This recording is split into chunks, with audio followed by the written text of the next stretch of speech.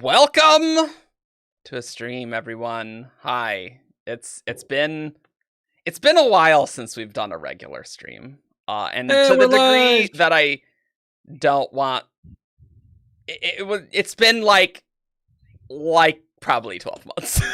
It's been a while. It has been. I looked it up. It's been 84 years. We did a 17k subscriber stream. We did a patron Q&A. So it's before the 17k. Mistborn did a stream in December. That's true. Okay, so yes, that's true. That is true. You did. Holding up things. You did. We did State of the Sinister. That's a shardcast. That's not a real stream. It's not the same. Well, then Hello. Patron 4 months ago. Yeah. It's not a real thing. I like how it's harder to see the streams because it's on a separate tab. I like it, YouTube. Very good. Let's do introductions. Hey, Evgeny, how's it going? It is going okay. Weather finally turned up in the Chicago region. So it is nice and toasty, 73 degrees Fahrenheit outside. So Disgusting. It is. If I were outside with like a little bit of breeze, it would be perfect. But I'm inside with a light beaming on my face and a computer under my desk that's just going. So it's a little warm in my room. Nice. I'm a little. Palms are sweaty, and palms are not the only thing that is sweaty. Yeah, but palm spaghetti. Yeah, yeah. Yeah. Yep. Yeah. Hey, I'm Eric. I'm here. I'm tired, but that's every day. What's up, Matt? How's it going? Going good. Hey, it's Matt. Hey. I don't know what else to say. I don't know what we're doing. What are we doing? Look, these are unscripted. Well, not that any of our shows are scripted, really. But especially unplanned streams where we're just like, yeah, we're here. That's what we're here for. We'll answer questions. I imagine we'll have there might be Lost Metal and Tress stuff. There might be questions about that. We might just talk about food. Who knows? We'll find out. I have a question for the Matts in chat and on the call. Are there any matrix out there? So, like, you can have Patrick that becomes a Pat. Can you have a matric that becomes a Matt? I haven't heard of that. Like, there's a lot of permutations of Matthew in different languages because it's a really old name. I have not heard of matric. Yeah. I think we just like there's That's like my next D&D character. Matthew, Mateo. That is actually, it's a pretty good D&D name for sure. Yeah. There's a matric Hadriel out there somewhere, Yeah. Yeah. Yeah. I could make a matric Hadriel. I can make that work. Yeah, Matrim. Matrim's from a different age. Yep. Yeah. We got Alex. How's it going? Hi, I am Alex. And speaking of food, I did time management very poorly this morning, and I'm going to have to walk off to go get my lunch out of the oven. So that's going to happen a bit. Yeah, nice. But also, I have show and tell to do after I get back. So we'll do some of that. So I might go check on that. But hello, everybody. Hi. Hello. We also got Jesse. Hello. Hello. If it looks like I've been doing something in the background, I have been, because I've been trying to get into my Google account so that I can actually participate in the chat and not just be Eric the whole time. Because Don't worry, I'm 17 shard on here. It'll be fine. Very good. Look, it's always a little chaotic when both of us are on a thing, because it's like I have to get all this stuff, and then we have to get that set up downstairs, which is on an end table in a corner. It's not the standard arrangement. She's surrounded by cables. I'm in a sea of cords and stands and lights. If I wish to get out, I either have to try and pace over the wires and not knock everything over, or climb over the couch, which is about as dangerous. Very good. I can picture this setup now because I've seen the layout of the room. Yeah. It's there's just cables going from the chair to that couch there, so you know. Yeah. But These before people before all know. March, this was like totally abstract to me. Like I had no conception. But now I'm Everyone like, on oh, this yeah. call has been Yeah. in our house in March for the wedding, which was very, very cool. Lastly, we got Ian. How's it going? Hello. Weather has also showed up here, and it's a relatively nice day outside. And you're but in a I new place. I am in a new place. But I closed the window over there, which was actually causing a pretty nice cross breeze. But it's when cars go by, it's noisy. And I didn't think Eric would like that. That's true. That's true. You are. I'm noticing the echo more and more in your place. So what's new. Yeah. Once I have my couch in That'll this help. room, That'll help. it will be better. It'll be better for sure. For sure.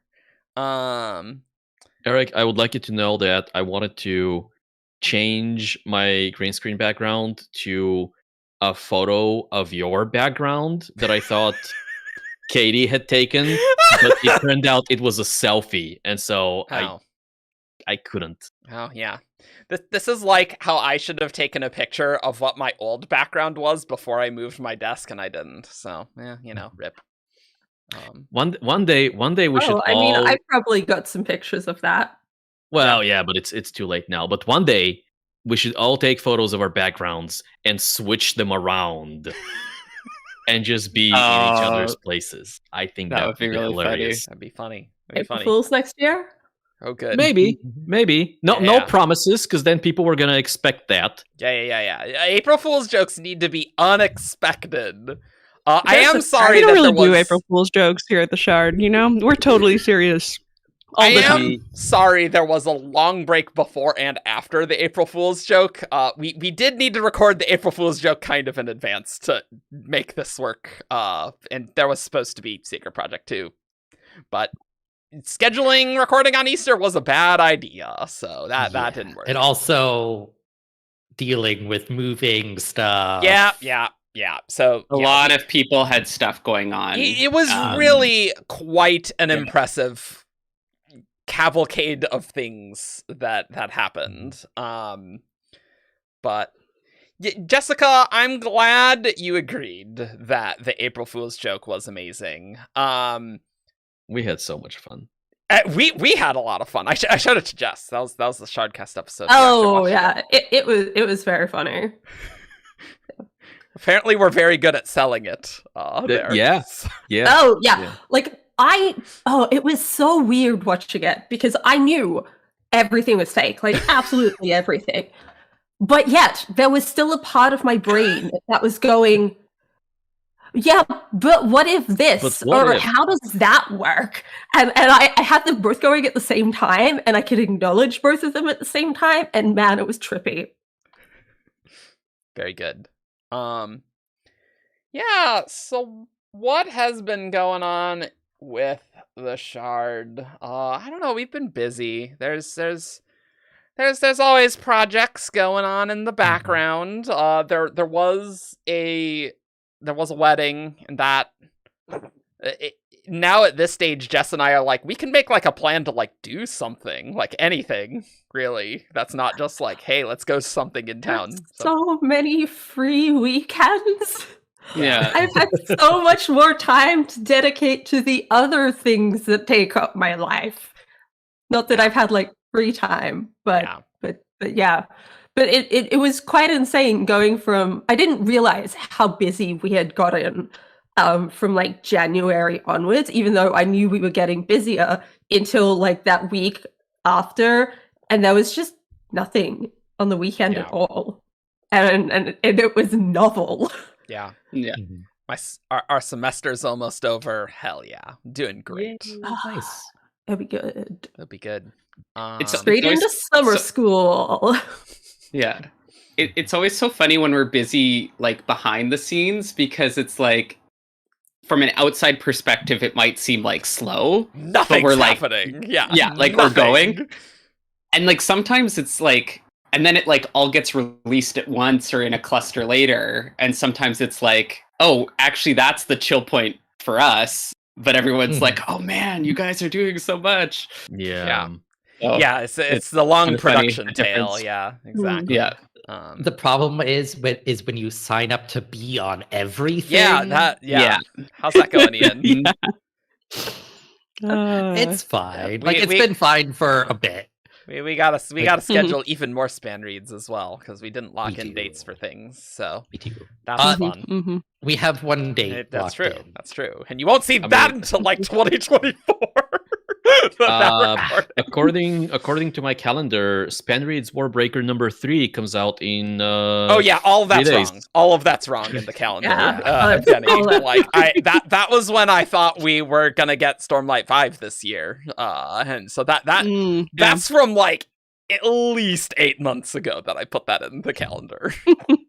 I needed to see how the weeks laid out, because I am exactly this level of obsessive about when things come out. So, what's the current release date for Stormlight 5 now? Where is it at? Next November. So November 2024. November. Yeah. Right. Yeah. Thank goodness. Like from our perspective, it's like if it was any sooner, I'd be stressed. Although, so I am very thankful that Stormlight 5 is getting pushed back a year. From like all sorts of perspectives, right? From a community moderator, from a content creator standpoint, from just a fan, right? There's a lot going on, right? But then Dan Wells has been saying things that make me wonder if that first half of 2024 might spawn a story, and I worry just a little bit. Ooh. I mean, it can't be as bad as 3 Cosmere books and 2 non-Cosmere books with Secret Project 2 and Defiant. So, whatever. Who cares? 2 books? Whatever. I don't care. It'll be fine. A lot of new books happening this year. Yeah. Before we get too much past it, I do want to respond to something in chat. Sure. Mark Browning, behind the scenes Diceborn. I want to make sure people have their expectations set appropriately. Yes. Mm-hmm. We have started recording season 2, but we want a nice, scheduling has been hectic the past few months. Yeah. So and we want to make sure we have quite a few in the bank before we start airing them. So it's gonna be a while for season 2. Yeah. Yeah. It's gonna be, last time we had quite a big buffer, and in the end we still ran out of buffer, and it was getting I think the last episode it was a week turnaround. It was quite stressful. So we were trying to get it to co-align with Lost Metal stuff. So, but now we don't have another Mistborn book coming out for a long time, so it's not a problem. And then. If you want some Diceborn in the meantime, I am updating Luca's Twitter when we record, so you can get little. I love the Luca Twitter. Luca's Twitter, nice. Luca's Twitter is very funny. Yeah, and Ian. I will say. Go ahead. Oh no, go ahead. No, you go ahead. No. I'm changing the topic. Okay. I was just gonna say that Ian is also in 2 Shard-related D&D games as well, and so we're also scheduling for that. So that is not recorded for anyone. But Matt's like, what if I do a D&D thing? I'm like, okay, well that's more things on the weekend to schedule. So that's good. No, we're doing it on Fridays though. It's specifically to avoid. Yeah, it's still weekend adjacent. Okay, but post work week. Yeah, it is Friday nice. Evenings. It doesn't impact anything. That's true. I did it specifically because I'm we have too much stuff on weekends. So we do. So change the topic, Alex, to something. I was just gonna say, speaking of Mistborn, do you guys want me to do a little show and tell? Oh yes. Yes. I have show and tell to do. I got a very, very official letter from the Canton of Finance earlier. Says official ministry couriers only, not to be handled by SCA. I know what this is. Yeah. Yes, this is a very lovely package from the lovely folks at Shire Post Mint who sent me. It's got a lovely note. Look at from that the Canton of Joss. Finance. Look at that Credit Shaw symbol. You love the on Credit that. Shaw stamp. Yes. Hell yep. yeah. Hell yeah. Praylen Laird has signed it. Hell and yeah. I have some of their coins, which I want to show you guys. So Let's see how pixely it's going to be on the stream. Let's find out. We'll try and do my best. Let me see if I can get the new ones that I haven't seen, because I have seen their previous set. Yeah, they're very nice. They're very good products. They're really nice. If you want fake fantasy coins, it's hard for me to imagine better fake fantasy coins. Yeah, you know. No, they're very fun. I just haven't figured out. Ooh. I want to like Gotta display break mine or the wax something, seal. but I haven't figured it out. Yeah. Oof. Like, I don't want to actually break the wax seal, because the seals are actually the You have like to. die press. Listen, You have to. I am just going to use my like sneaky courier skills, reading other people's mail sort of a thing. Well, You know, I have a lot of those Illegal. from ancient times. Yeah, definitely. I don't know. Ooh, okay. Oh, wow. Yeah, so these are some of the new ones. That has like a full map, I think, of Ellendale on it, it looks like. I wonder if I can make it focus. Maybe? No? No. Oh, No. goodness. But, and that's the one with the lion on the back. Wow. This is. Oh, wow, it does not want to focus at all. But Nope, not at all. Let's show you. welcome to my life. I know. So, pretty. Nice. But I they're like very, it. very They're lovely. sure silver discs for sure. Yes, they sure are. But yeah, I have a bunch of these, so I don't have to show all of them. But See, maybe if I Very, got you very one of keen. the Very cameras, happy you with could do them. video and focus on each of them. maybe I could do like an unboxing video or something. at Maybe some maybe the point. webcam isn't sufficient, Alex. Oh, I see. There is There a how aerodynamic are there? Here, let me open another one. Oh, were you gonna say something, Jess? Oh, I was about to say there's a very important question in chat. Oh, about the aerodynamic. Yeah. So this is actually a cool thing that they will send you, which is like a flattened clip from the Final Empire, which has been like pushed. They say it's like, oh, it got pushed by coin shots and has now been like warped and stuff, which is kind of a fun one. So yeah. That's It's cool. supposed to be it's based on the Kelsier Vin coin that they Yep. pushed in the one duel, and then they Yes, a crushed copper clip is what they call Yeah. that one. Which is And kind of then fun because I Vince- assume like a mint would normally have to throw out ones that get like misstruck, but for Mistborn it can be like an in-universe thing. So, That's lovely. Obadiah asks, have you guys received your Mistborn boxes? I do not have my Mistborn box yet. Mine is scheduled for tomorrow. Ooh. Actually, let me look. I should look. It's being forwarded from my old place to my new place. Very good. my last box was the Defiant box, so I haven't gotten anything since then. Wow, you You got the mean Defiant Ciderverse? box already? I So really there's like Ciderverse. Defiant has Listen, not I come don't out keep yet. track of names of things. It's like that's the same mine universe. comes tomorrow as Fine. well. That's good. Hmm. That's what have- you want to do, Jess, on Tuesday after a long day is record a reaction. Nick, Have we the- have mostly Can we stayed do it away on from. Wednesday? We've mostly stayed away from finding out what's in the May box. Yeah. A couple of us got a little spoiled, but I don't think any of us have seen everything. I only clicked one image, so that's a lot of restraint for me. I You're don't know. if being you- very restrained. I'm being Yeah, very I restrained. No box spoilers. reflexively clicked one Yeah. Yeah. spoiler tag after being very good about not clicking Yeah. anything. I'm like, this is why it's very Thank you. I important know to nothing. label your spoilers on the Discord. Yeah. Yes. So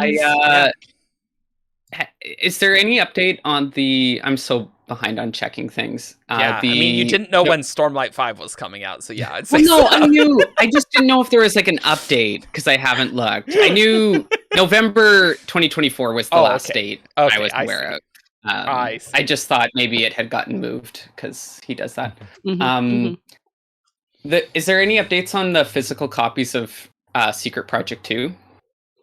When those are like, are people getting those No. already or no? Mm-mm. I Yeah. don't know. I have not seen them. Look, year of Sanderson backers, we're gonna be dead last. So I mean, that's fine. That's true. Yeah, that's the nice thing about being international and not getting all the boxes is I'm getting my physical copies Yeah. a little sooner. I rate the Hoyd box pretty low. I thought it was pretty meh.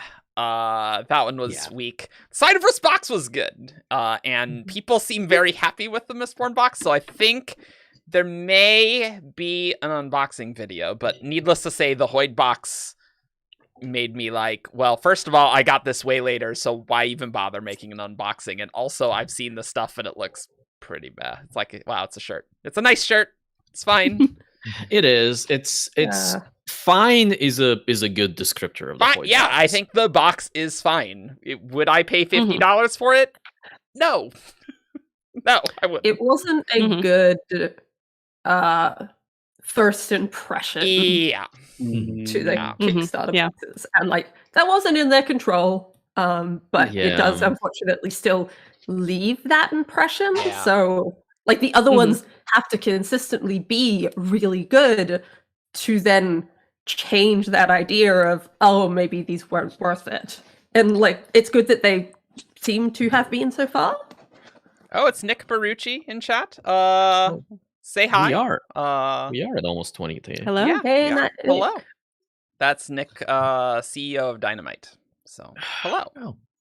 You've had a year. Nick. You have Good had a luck year. with. Yeah. And I know you've been working hard, Nick. I do understand this. We appreciate all the We do. effort We do. to get us the We are almost at 20,000. Yeah, we are. That's crazy. Very Yeah. close. Yeah. Well, I mean, it's been a long time since the 17K to 20K, and Lost Metal did not really raise things very much. Stormlight 5, though. Stormlight 5. Listen, if we can get 200 subscribers in the next hour, this can be the 20K stream.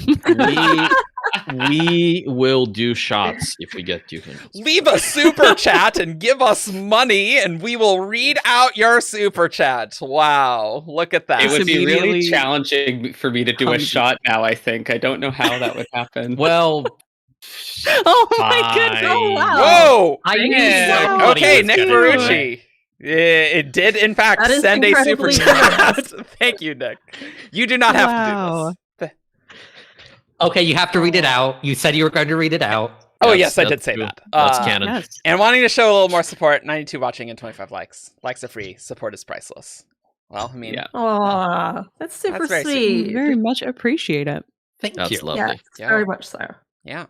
Absolutely. But hope you enjoy stuff. Yeah.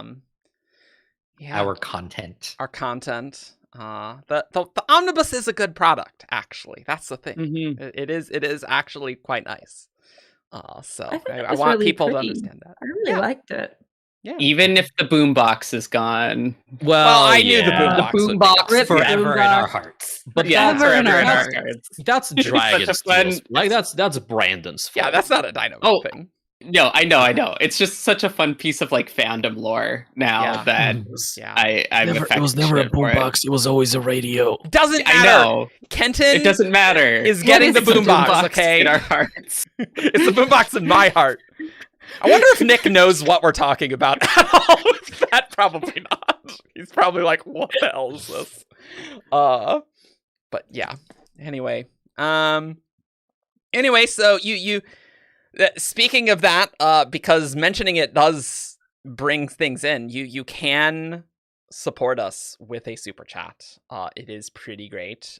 You can also support us on Patreon. There are monthly art polls. And yeah, there's also other stuff sometimes. Oh yeah, how's too. the current art poll But- doing? Yes. Yeah, it is really good as well. If Yeah, you haven't it- seen it, I will find something we put out and link it in chat because I think I have the ability to do that.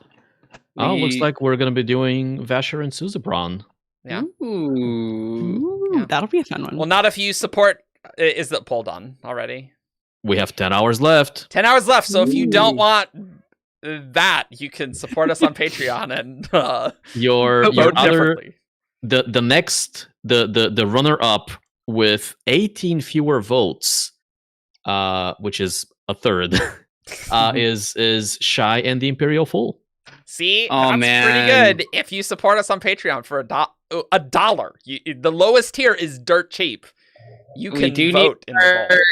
Shy art, in my That's true. opinion. That's true. I have Well, not voted yet, so I That will. do that. You're a is patron. coming I up in like 10 days, Matt. Yeah.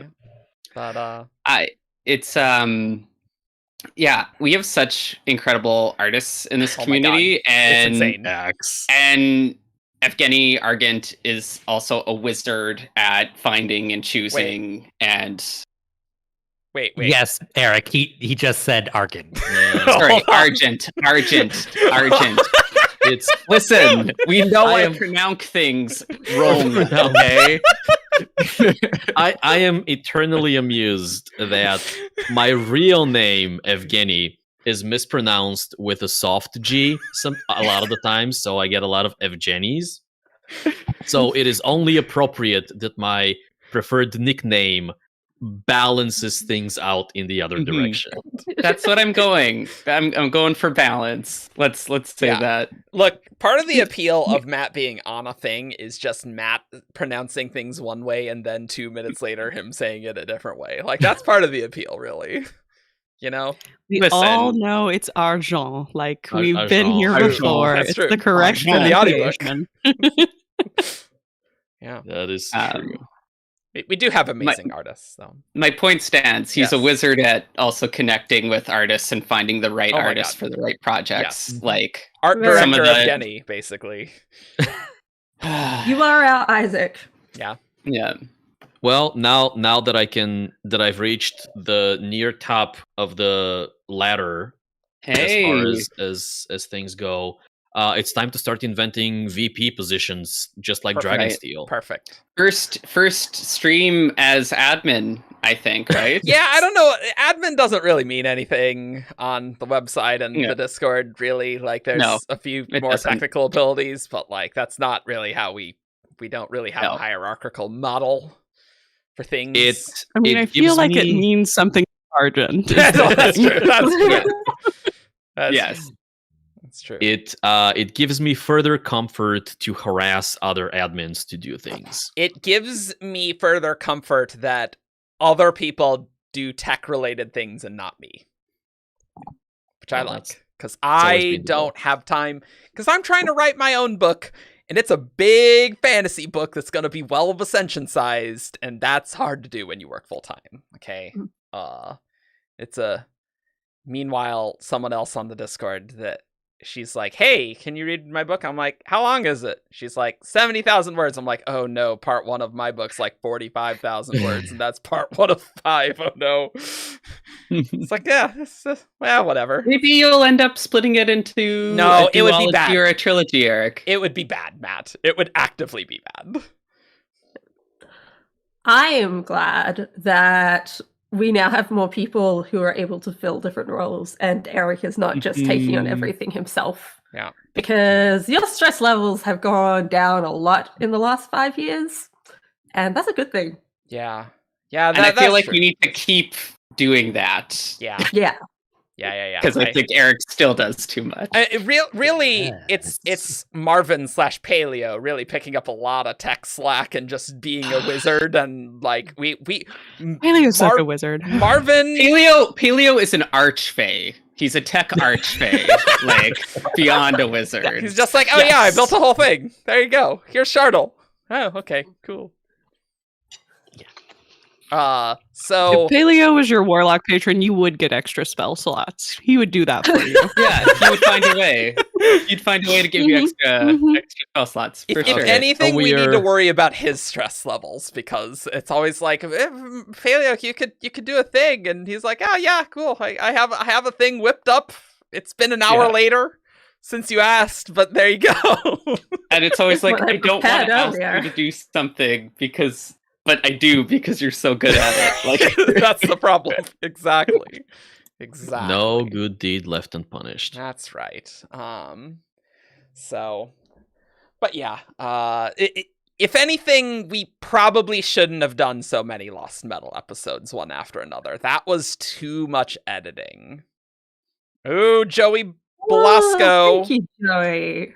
Super chats for $10. You guys have done so much for this community and it's really paid off in the form of a healthy and well-developed fandom. My Cosmere journey wouldn't be the same without this show, Wiki, and Wobs. Hell yeah. Oh yeah, I gotta do like wiki work sometime. I have not done anything there for a while, and that's like, that's not good. Stargazer's kind of holding that from. Yeah, seriously, Yeah. Stargazers. It really is. We have Yeah. some great wiki volunteers. Like, Yeah. and it really shows. Like, I always notice when I'm in a new fandom and I check their wiki and I can't find anything. I'm always like, Yeah. I've been spoiled by the copper mine. The Coppermine's Oh, a damn man, good yes. wiki. What? Yeah. Yeah, Jess. Which wiki Like were when you you're looking trying at? to find. Yeah. Sorry, Yeah, you were looking at a specific wiki, right? I was trying to find just like what I thought would be basic information on the Grishaverse wiki for Shadow and Bone, and I could not find it on any of the pages that seemed obvious. And then I found it in the books, and I'm like, why is this not on the wiki? It's right Yeah. there. It's not hidden. It's just stated. It's a fact right there in the book.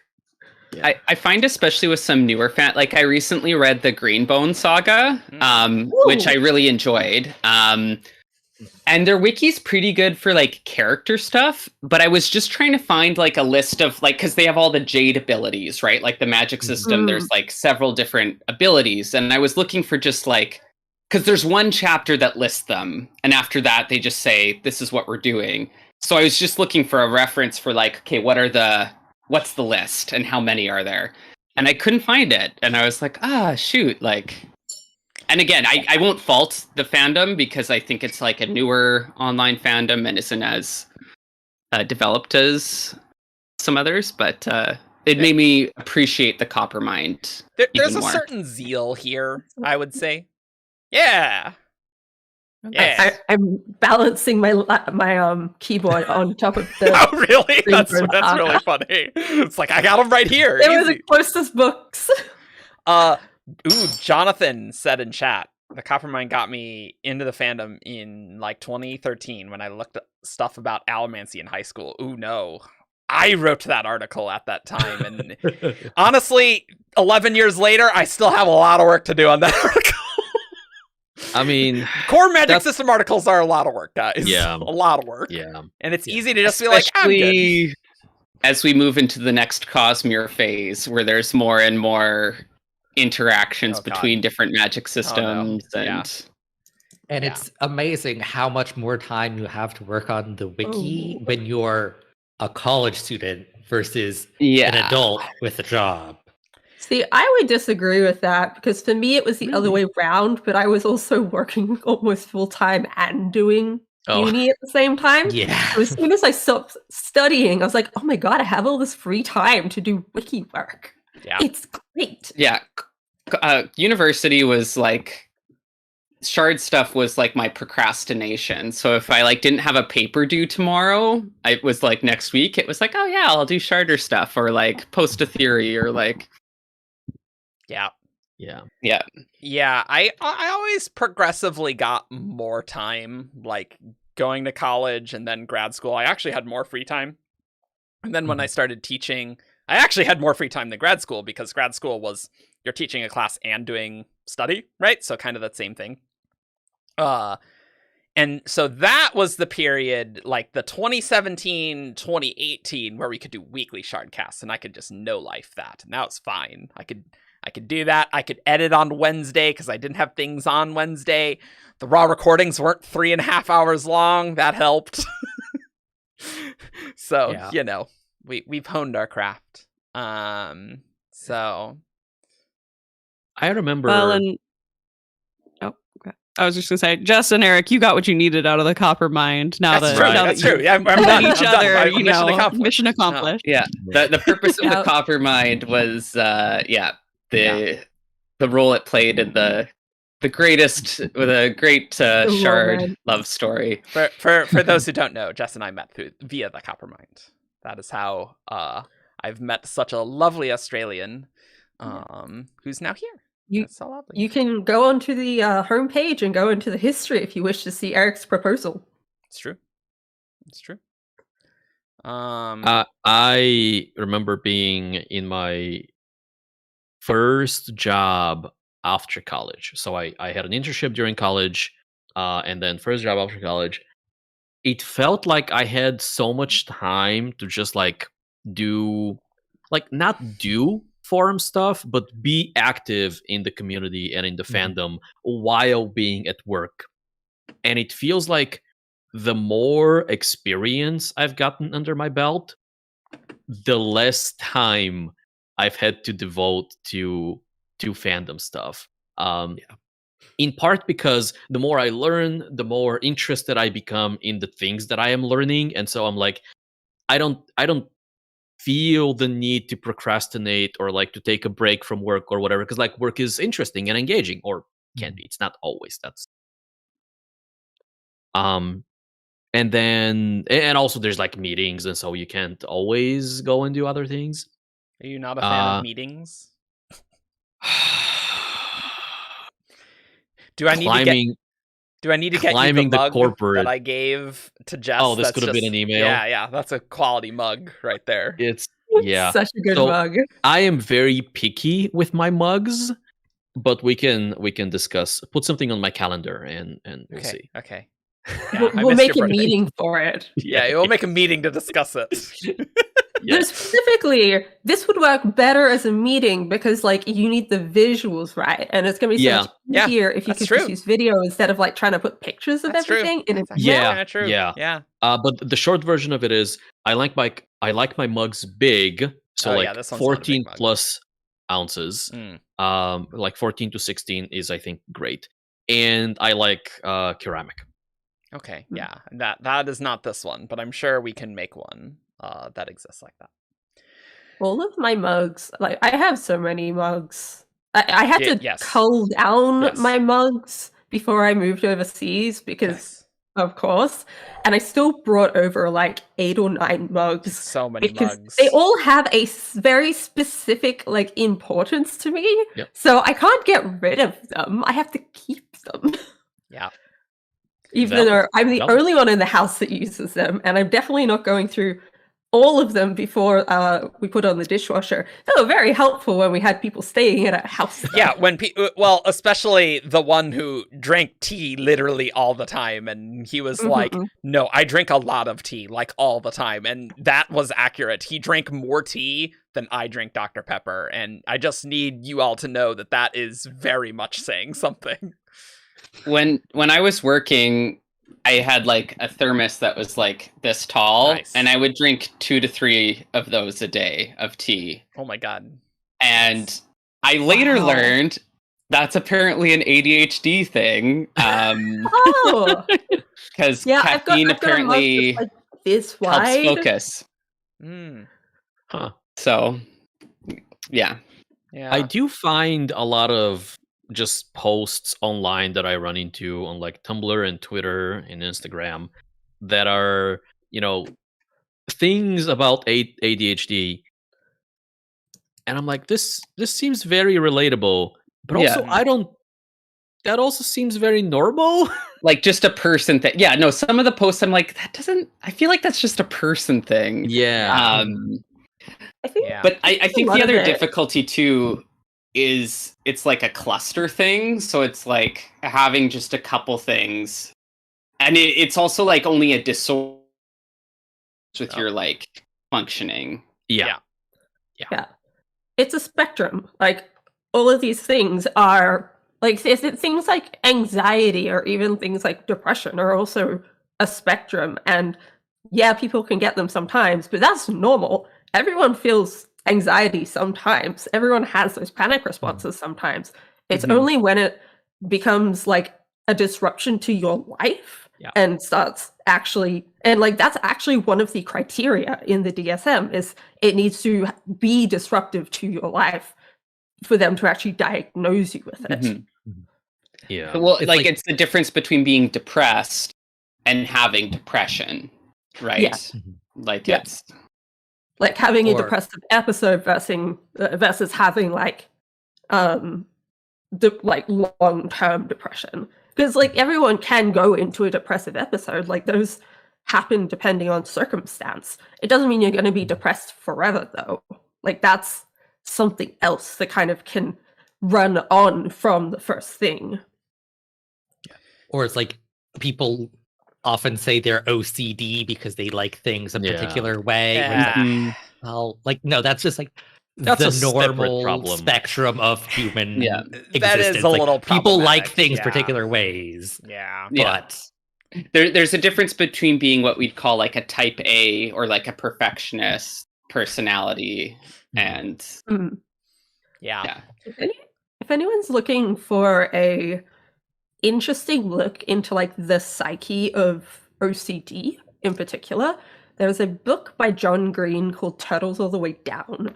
And John Green actually has OCD, so he was able to write a lot of his experiences into the book. And it is a fascinating look at how someone's mind works when they do have obsessive compulsive disorder and what it can actually do in like affecting their lives and the people around them. And it was a great book. I really, really recommend it. There's also like a whole like mystery plot to it, so there's also that. I really like John Green. I really like John Green too. I like John and Hank. They're both great. The Green brothers are good people. They're Green classic. Brothers are great. I haven't actually read John's books though. I've just like my fandom of him is his world history. Oh yeah, his Crash Course Crash videos they're so good. There was like years ago. I was gonna say my sister and I like went through the whole backlog of all of the Vlog Brothers videos together and just watched. Which like there weren't as many back then as there were now, but it was like still several years worth of Vlog Brothers. So, yeah, I have not kept up with him as much lately, but I did. I was there for the Tumblr era where he got chased off of Tumblr because Tumblr was pretty terrible to him. Very unfortunate, but I didn't. So it actually know goes. that happened. Yeah, you know, fandoms can be cruel sometimes, Yep. especially to celebrities. Yeah. Unfortunate. He's As running long into as we the keep issue at Neil Merc. Gaiman on Tumblr, if he gets chased off, we'll know it's getting real bad. Yeah. I like how the higher super chat amount, the higher it stays on screen. Because Joey submitted his super chat later, but this $100 one's still there. Also, I did want to just comment on Joey's Eric switch to water. Look, I know, and Jess knows. It's like I need to stop drinking Dr. Pepper. I've said this several times. This term is me regularly writing my book. And if I get there, then I've accomplished something.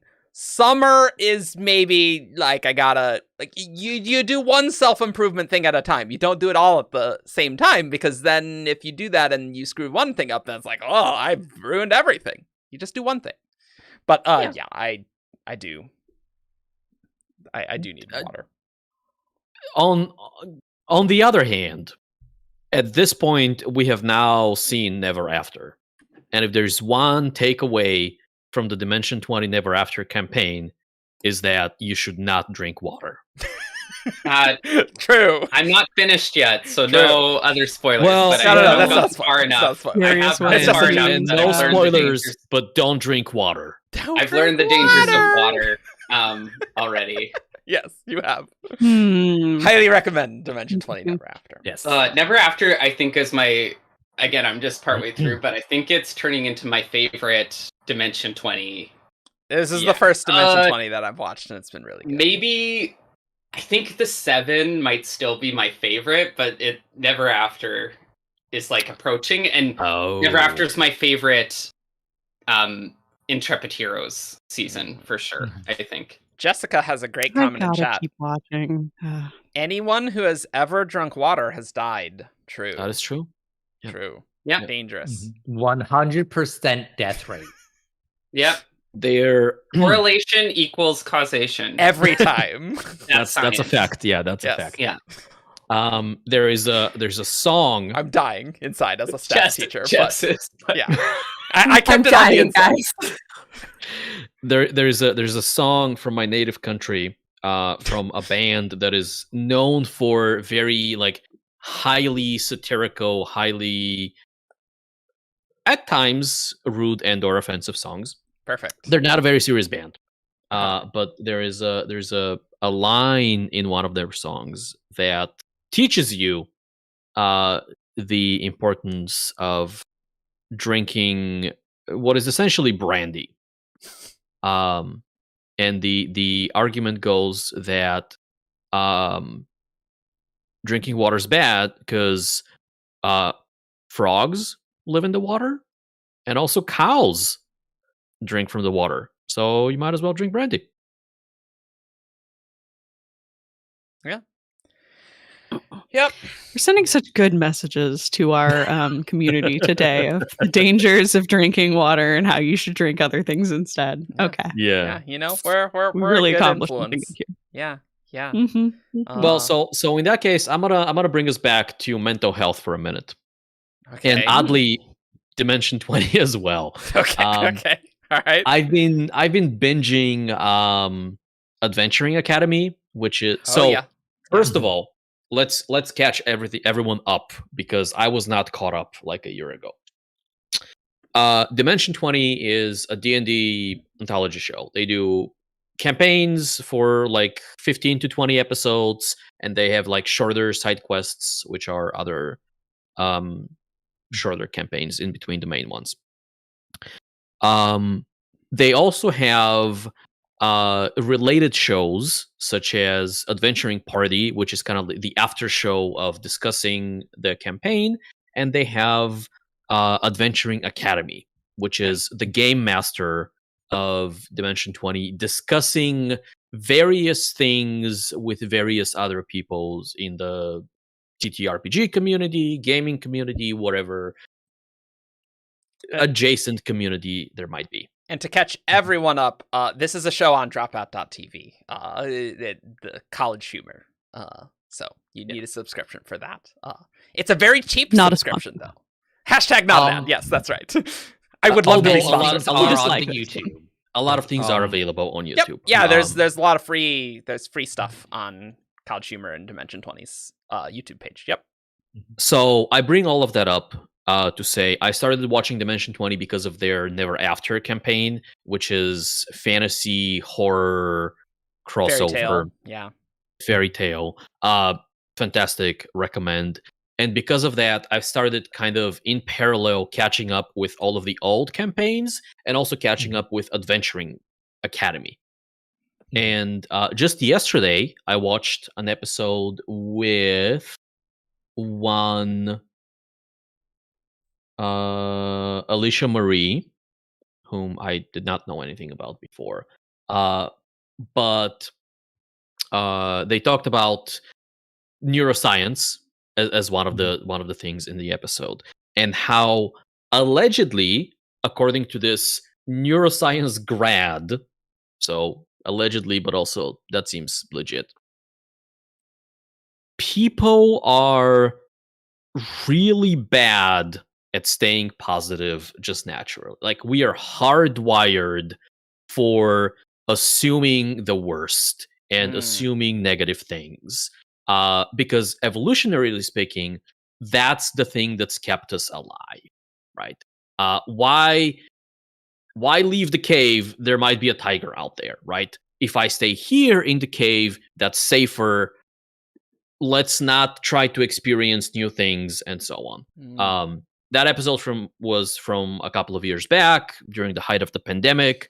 So there was a lot of conversation around, well, how do we stay positive in this dark time? And the whole takeaway, and the reason I bring all of that up, is because we need to actively seek out the things that make us feel good. Because if we don't, our default is to despair spiral. I'm still not ordering different things going to a restaurant. I found what I like, and I'm just gonna eat what I like, and I like what I like. That's the thing that makes you happy, right? It does. Right. I'm gonna go to the store and make spaghetti tonight. like every other week. So you don't need to experiment with you have found a thing that makes you don't need to find a different thing that makes you happy. But if you are just sitting and not doing anything, that is going to by default devolve into something worse as opposed to evolving into something better. So what you're saying is I do have to go outside my new apartment and find things to do? No, if you have things that make you happy at home, that's fine. You can stay inside and edit the Coppermind and be on the Coppermind dating service, and it worked out great. I didn't need to go outside at all. Worked out great. Yes, Riley, Matt is not in his usual place. That's why he does not have his lights, I don't think. To Jonathan's pretty good question, natural light. Wow. But boo. You do. So my gateway drug into D20 was actually sort of via the Critical Role Nexus. So I recommend Escape from the Bloodkeep. It's a short campaign. It's one of their earliest ones. It's totally free on YouTube, and Matt Mercer is a player in it. So Matt Mercer is going to DM Critical Role very soon. Yes, Escape from the Bloodkeep was my entry to D20 as well from Critical Role, and it. Well, and because it's Lord of the Rings based, if you're a fantasy nerd at all, you'll get a lot of the references and parody that they're doing. So. The premise for those who are unfamiliar of Escape to the Bloodkeep is all of the player characters. It's Lord of the Rings with the the serial numbers filed off, sort of the names have been swapped out. So all of the player characters are not Sauron's top lieutenants who are getting ready to eliminate the forces of good from the world once and for all, when all of a sudden the not ring goes into the volcano and they all have to scramble to find out what they're doing next. The crown MacGuffin goes into the scary mountain. Scary volcano. Totally not Lord of the Rings. Love it. And it's very high humor. It's a funny campaign. Of this very evil group trying to figure out what they do next. Love it. I think that's the main difference to prepare for if you're coming in from Critical Role, because Critical Role is funny, but I find the balance of humor versus serious moments a little different. Whereas most of D20, I would say the comedy is a little more prominent because most of the players are comedians rather than voice actors. I would say Dimension 20 is a comedy D&D show. Yeah. That's even the fairy tale horror season. Even the horror still a comedy is pretty funny. Yeah. Absolutely. It's also very serious and horror. At times, which is actually the combo is really nice. Whereas Critical Role, it's a drama. It's a drama. It contains humor and comedy, but and I feel essentially all D&D games are going to contain humor because of just the nature of people. Yeah, guys, people are playing, right? Yeah. So.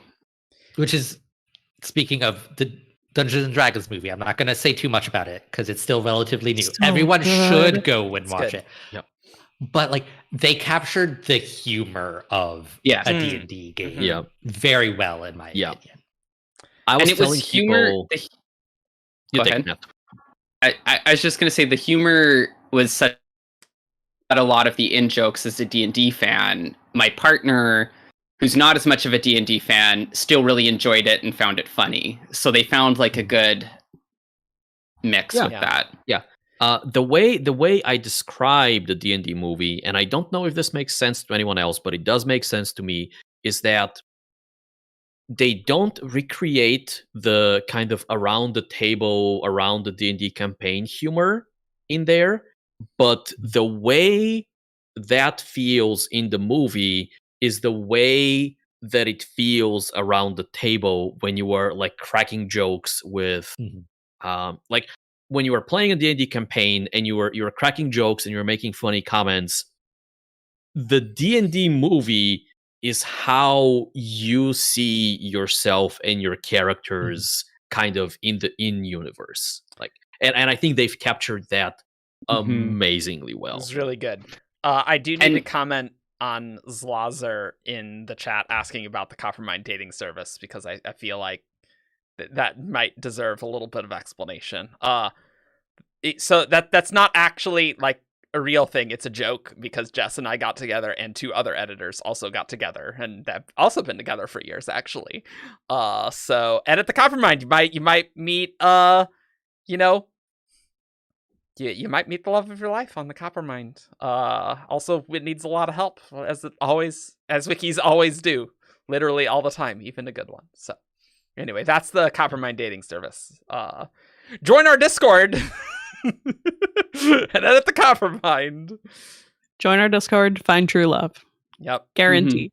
No, there are guaranteed. steps in the middle that I feel like are not entirely fleshed out. Yeah. Edit wiki.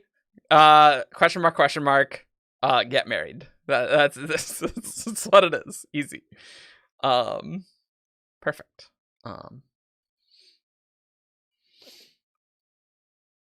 Grace, not guaranteed. That's true. That's true. Terms and conditions may apply. Terms and conditions may apply. I do feel bad for Grace there. Yeah. If you don't find true love, we will pay back 100% of your Discord joining membership fee. So, you know. That's true. Yeah. Not your nitro fees, though. Remember, not your nitro fee. Not your nitro fee. That's microtransactions on top of that. You were responsible for those. Speaking of which, if you want to make a microtransaction, you can give us a super chat. Eric, join our stop Patreon. saying that. People are going to do it. Yeah, if they want to support us, that's fine. You need a call to action. You can also support by liking and subscribing. That's right. If you haven't, and that already. doesn't cost anything. Likes are free. That is free. Yeah, likes are free. If you're not subbed, you should hit sub, because we're near 20k, and there is lots of good stuff gonna come your way this year. Though, admittedly, a lot of Shardcast is just we're just trying to stay above water currently. Like that's kind of our plan. Secret projects and WOBs. I had plans for topics, and I'm like, oh my god, that sounds like so much work. But we should probably do sometime. So. Well, and with Brandon's streams, though, I feel like it's also getting so much more difficult to stay on top of WOBs. You know, like in the pre-stream era. I don't know. I think I mean, we'd have to look at the numbers, right? But I feel like fewer WOBs come out of per year. Fewer WOBs come out of streams than they did from signings and events before Brandon started doing streams. Interesting. Right? 100%. Absolutely. Yeah. And although also, a big part of that is perhaps skewed in my head, because I still live in 2014 when Brandon did the big Words of Radiance tour, where he anecdotally spent a third of the year touring. So that was disproportionate towards like stream WOBs and stuff like that, or event WOBs. No, I don't think there's more significant WOBs instead of flavor WOBs. Did you see the Tress spoiler stream? I don't know. Yeah. If anything, I think there are fewer significant. I would definitely say there's fewer significant ones. Yeah, for sure. I guess, and I guess one of the differences is they can curate the questions more to find a balance. Whereas at events, if we have the recorder there, it's like, okay, everyone's got their Cosmere lore question prepped. And like the people most likely to be there are the ones most likely to ask that is also super in-depth questions. Whereas on a stream you can have more. Yeah, Lotus, I relate to Hoyd in some ways, but I think I most relate to him in his choice of ice cream flavor. Because I also go, ice cream with like or a chocolate with like chocolate injected inside, and then a chocolate topping, and then chocolate sprinkles. We will do a secret project to reactions episode that will probably be at the end of June when it comes out publicly. Sorry about that. But I was going to say, Secret Project 3. Arjun, I thought you would most relate to his choice in romantic partner, perhaps. Well,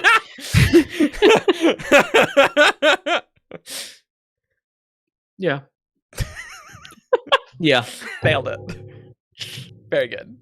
Cool. Nice. Well, it's difficult for me because I do love chocolate a lot, but I also love Yasna a lot.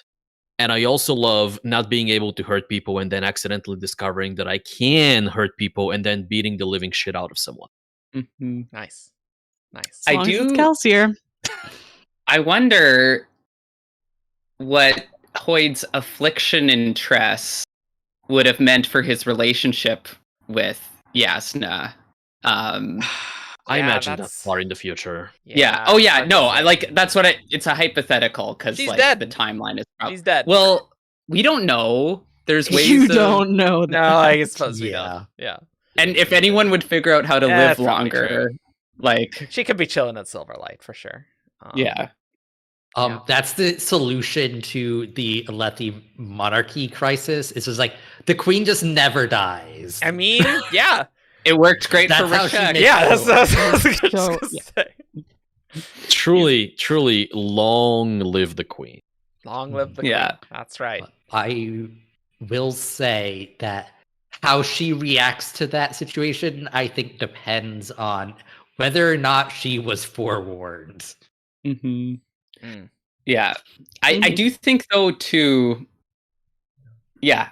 I'm not sure, even if Yasna achieved immortality, I'm not sure she would do the queen forever route. I'm guessing she'd like try to transition to a different government system, but I think she would be unable to keep her hands out of it entirely because she would like micromanage here and there. She goes up to Empress, okay? Easy. Yeah. Galactic Cosmere Empress. Yeah, that's right. Yeah, I would Didn't say look high enough. Yeah.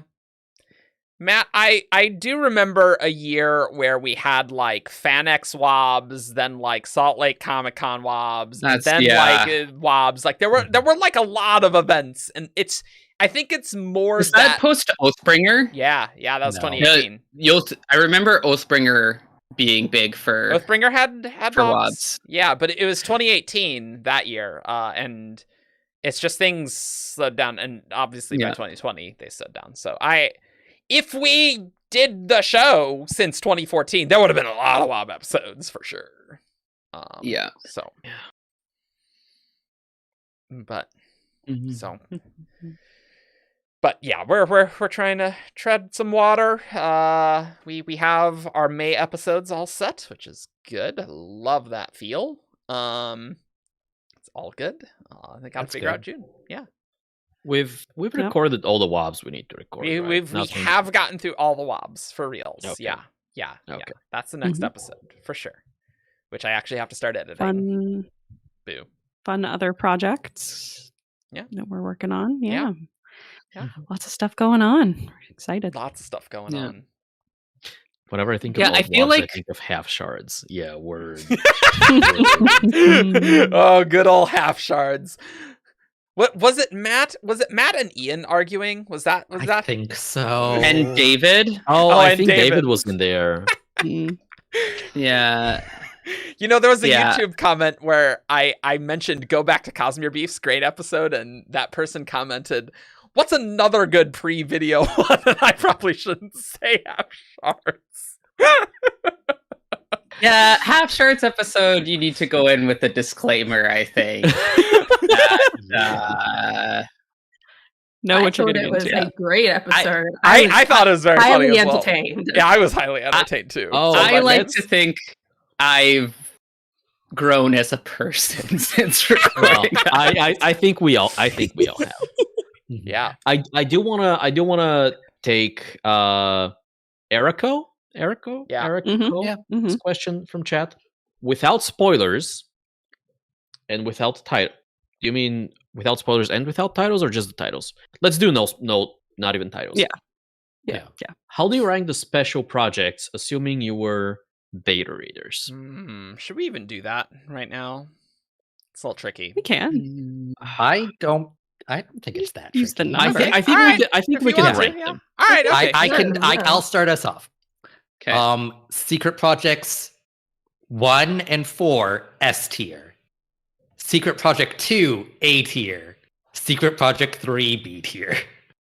Okay, so what's happened yeah. here is that Ian is completely wrong, actually, Them's because fighting Secret words. Project 3 is my favorite, and I'm going to come and kill you. I haven't read it. I It's adore good. I just don't vibe with it. I'm waiting for the Shardcast disrespect episode. for SP3. How dare you? Anyway, Mark Browning, Ian is wrong. Secret Project. he's 3 is wrong. He's so amazing. wrong. When I Mhm. when I Defend told yourself, that ranking Ian. to Joff one time, his expression, you would have thought I murdered one of his children. I mean, that's equivalent to that. He's got plenty of kids. It's fine. My ranking, I think, would be 3, and then 4, and then Tress, and then Frugal. Frugal is my favorite. I think Frugal's Yeah. good. I didn't vibe with it quite as much, but 3 is trash. definitely my top. This is Secret Project 1 violence. I think so. I haven't read Secret Project 2, so I'm just putting that aside out of my ranking. But I would do 1, 3, 4. Wow. That is criminal for Secret Project 4. How dare you say that? It wasn't my that cup makes of sense. tea. That makes sense. It for me. wasn't like Yeah, well, I Matt, you're wasn't just wrong. gonna- Your tastes are bad and wrong. Get out of here. No, just kidding. no. I think I would go. I think I still like Tress the most, so I would probably go 1, 4, 3, 2. But it's but 3 is really good. Like the difference between 1, 4, and 3 are so minimal in how much I like them that like this can easily change. I think a lot of it is like they're all really high quality, but I think you can tell from the preview chapters they're all very different books. Yeah. And so Yeah. it really comes down to a lot of like Personal personal taste. taste. Yeah. What do you actually like in a story versus like, oh, this one was like lame and that one was really awesome, sort of a thing. I do think people are biased by what they read first as well. I was about to say Mark that as well, Browning. yeah. Yeah. To an extent. Yeah. Yeah, that's a factor. Yeah, like I think every one of us with the betas, like when we were trying to figure out ourselves, like which ones we liked the most, we all just said the first one that we read. So I think that's a big factor in it. Peter, I have the well. same. I have the same ranking as Argent. I would put Tress first, hands down, best book that Brandon's ever written. I think it's great. Then SP4, which is still really good. I would say it is definitely a step down, but it's still really good. And then SP3 has the potential to become higher on my list. I don't think it'll ever pass SP4, but definitely in third place, and not close in third place either. And SP2, I have read like the first 3 chapters, absolutely loathed what I read, so I didn't keep reading. So I'm just going to put that in the NA category, so I don't have to say that it's like a terrible book. Yeah. Nice. I wanna DNF, real quick okay. just say, for those of you who have read the previews for Secret Project 3, Mm-hmm. the previews are, in my opinion, by far the worst part of the book. Interesting. I've read Secret Project 3, I think 3 times now, 3 or 4. I think the previews are the entirety of part 1, or almost, give or take a I chapter. think they were all like part 1 of each book. The previews, I roll my eyes so much at what's happening, and then once I get past that, it is so gripping, and I love it so much. Grace, Yeah. no, I haven't. I have not. We'll read it just before Shardcast. Yeah, no, at this stage, yes, I absolutely am gonna read it right. Yeah. Like, I'm gonna finish it the day before we record the Shardcast on Secret Project 3. Yes, absolutely. I Definitely for Tress. I see what you're saying, Arjun. Like, part 1 is really the worst part of that entire book. Like, Yeah. it is entirely set up. Nothing really happens. You just the next part is so much better. I agree that Tress gets better as it goes along, but I don't think the first part is bad because I think it is accomplishing a lot of important To clarify, things. I don't think it's bad. I just think it's less good than the others. Yes. Like, I still think it's good. It's just not as good. Yeah. And I think that's really common for a Brandon book because he True. like is so good at endings. And that doesn't have any established things. He has a lot of work to do to kind of set the stage. Yep. Totally. I find it sometimes takes a bit to get warmed up. I mean, no one's favorite part of Words of Radiance is part 1, right? It's just not. Oh yeah, Like, it's just actively not. Like, there's that book is amazing, but part 1 is not the amazing part. Like, it's doing a lot of important work, right? Like, thinking that's how it works. Part 1 of Oathbringer and Rhythm of War actually also, I think I remember struggling with. Oathbringer's part 1's good though. That's all the Midnight Mother stuff. That one actually has a sick climax. No, Oathbringer's Oathbringer part 2 I struggled with. That was part 2, for sure. Part 1 was really strong, and then part 2 I think kind of did what the part 1s do in some other books. Like part 2 is mostly set up for The part of Oathbringer that you struggled with is when we have Bridge 4 as a viewpoint character, Matt. Listen. What a surprise. What a surprise. Matt was doesn't just like like, Bridge wait a 4, by the way. second. I just want everyone to know. You can listen to Cosmere Beefs. Wait a second. I see what's happened here. They're just don't interest me, okay? So that probably doesn't help. Yeah. Going with what Gray said in the chat for like Rhythm of War Part 1 is, it's so much high action, but I would like to add that it's the same type of high action we have had for the past 3 books. And personally, I was really freaking bored of it by that point, and I just wanted it to be done. Like, I don't care more about Windrunner fighting anymore. Yeah. Like, that's fair. Like, the end of Rao, though, we got some new Windrunner aspects that was really fun. Yeah. But even still, like, I'm just kind of like, how many more? Back half will be different. Way less Windrunners, probably. So that'll be good. But yeah, because they're all going to get killed. I Possibly. mean, probably a non-zero amount of them. Yeah, that's what I'm betting. But that's the same. We'll just have the new recreants, except this time all the humans die and all the spread. Oh my god! Oh, wow! And then Sill's the main character, not Kaladin. Rip. That would be pretty sweet. I'll take Syl as the main character. Wow. That's pretty cool.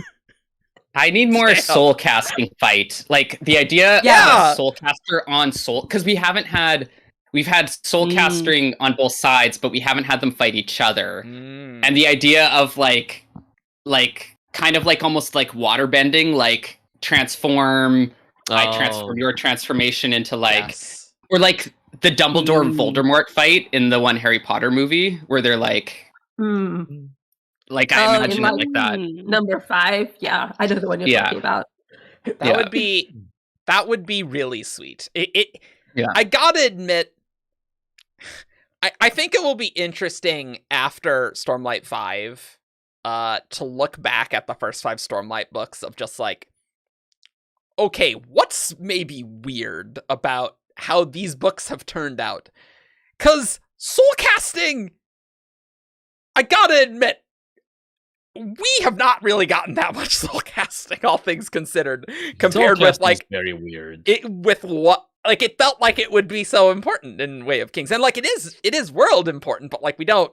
It's been so like mysterious for so long, whereas like Windrunner stuff, we get all Windrunner stuff. So I don't know. That's one of those things that might just feel a little weird. That maybe Brandon intended to go into it, but I don't know. I wonder Scourge of Division. Anybody? Yeah. Well, we'll probably get that in book 5. Well, that's for book 5.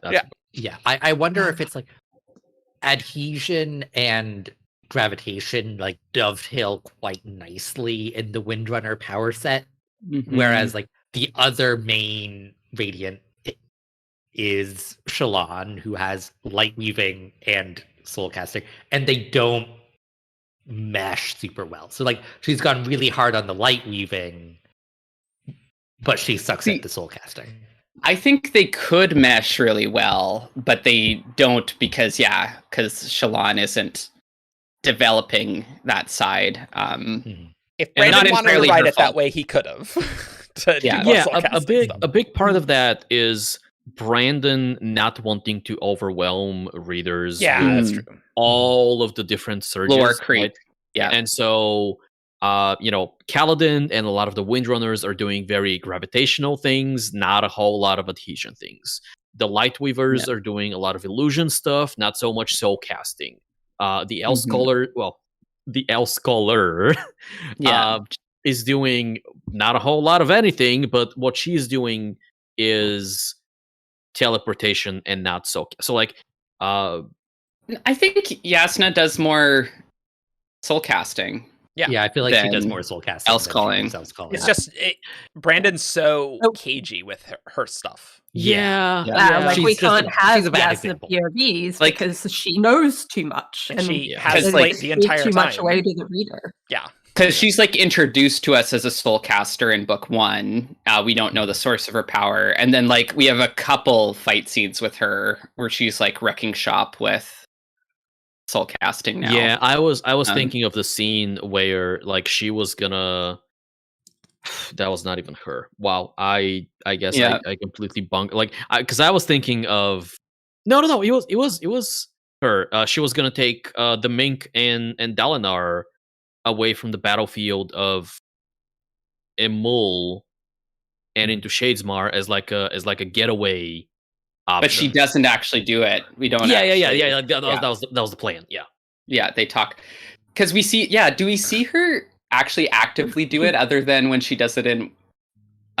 Words of Radiance? Words of Radiance. Nope. I don't think so. I mean, unless you count potentially her coming back at the end of Words of Radiance, and Hoyt is there. But it's not clear. Was she else calling there, or was she using the perpendicularity? All of that is so unclear. I think it's being described that else calling creates basically a small perpendicularity. Yeah.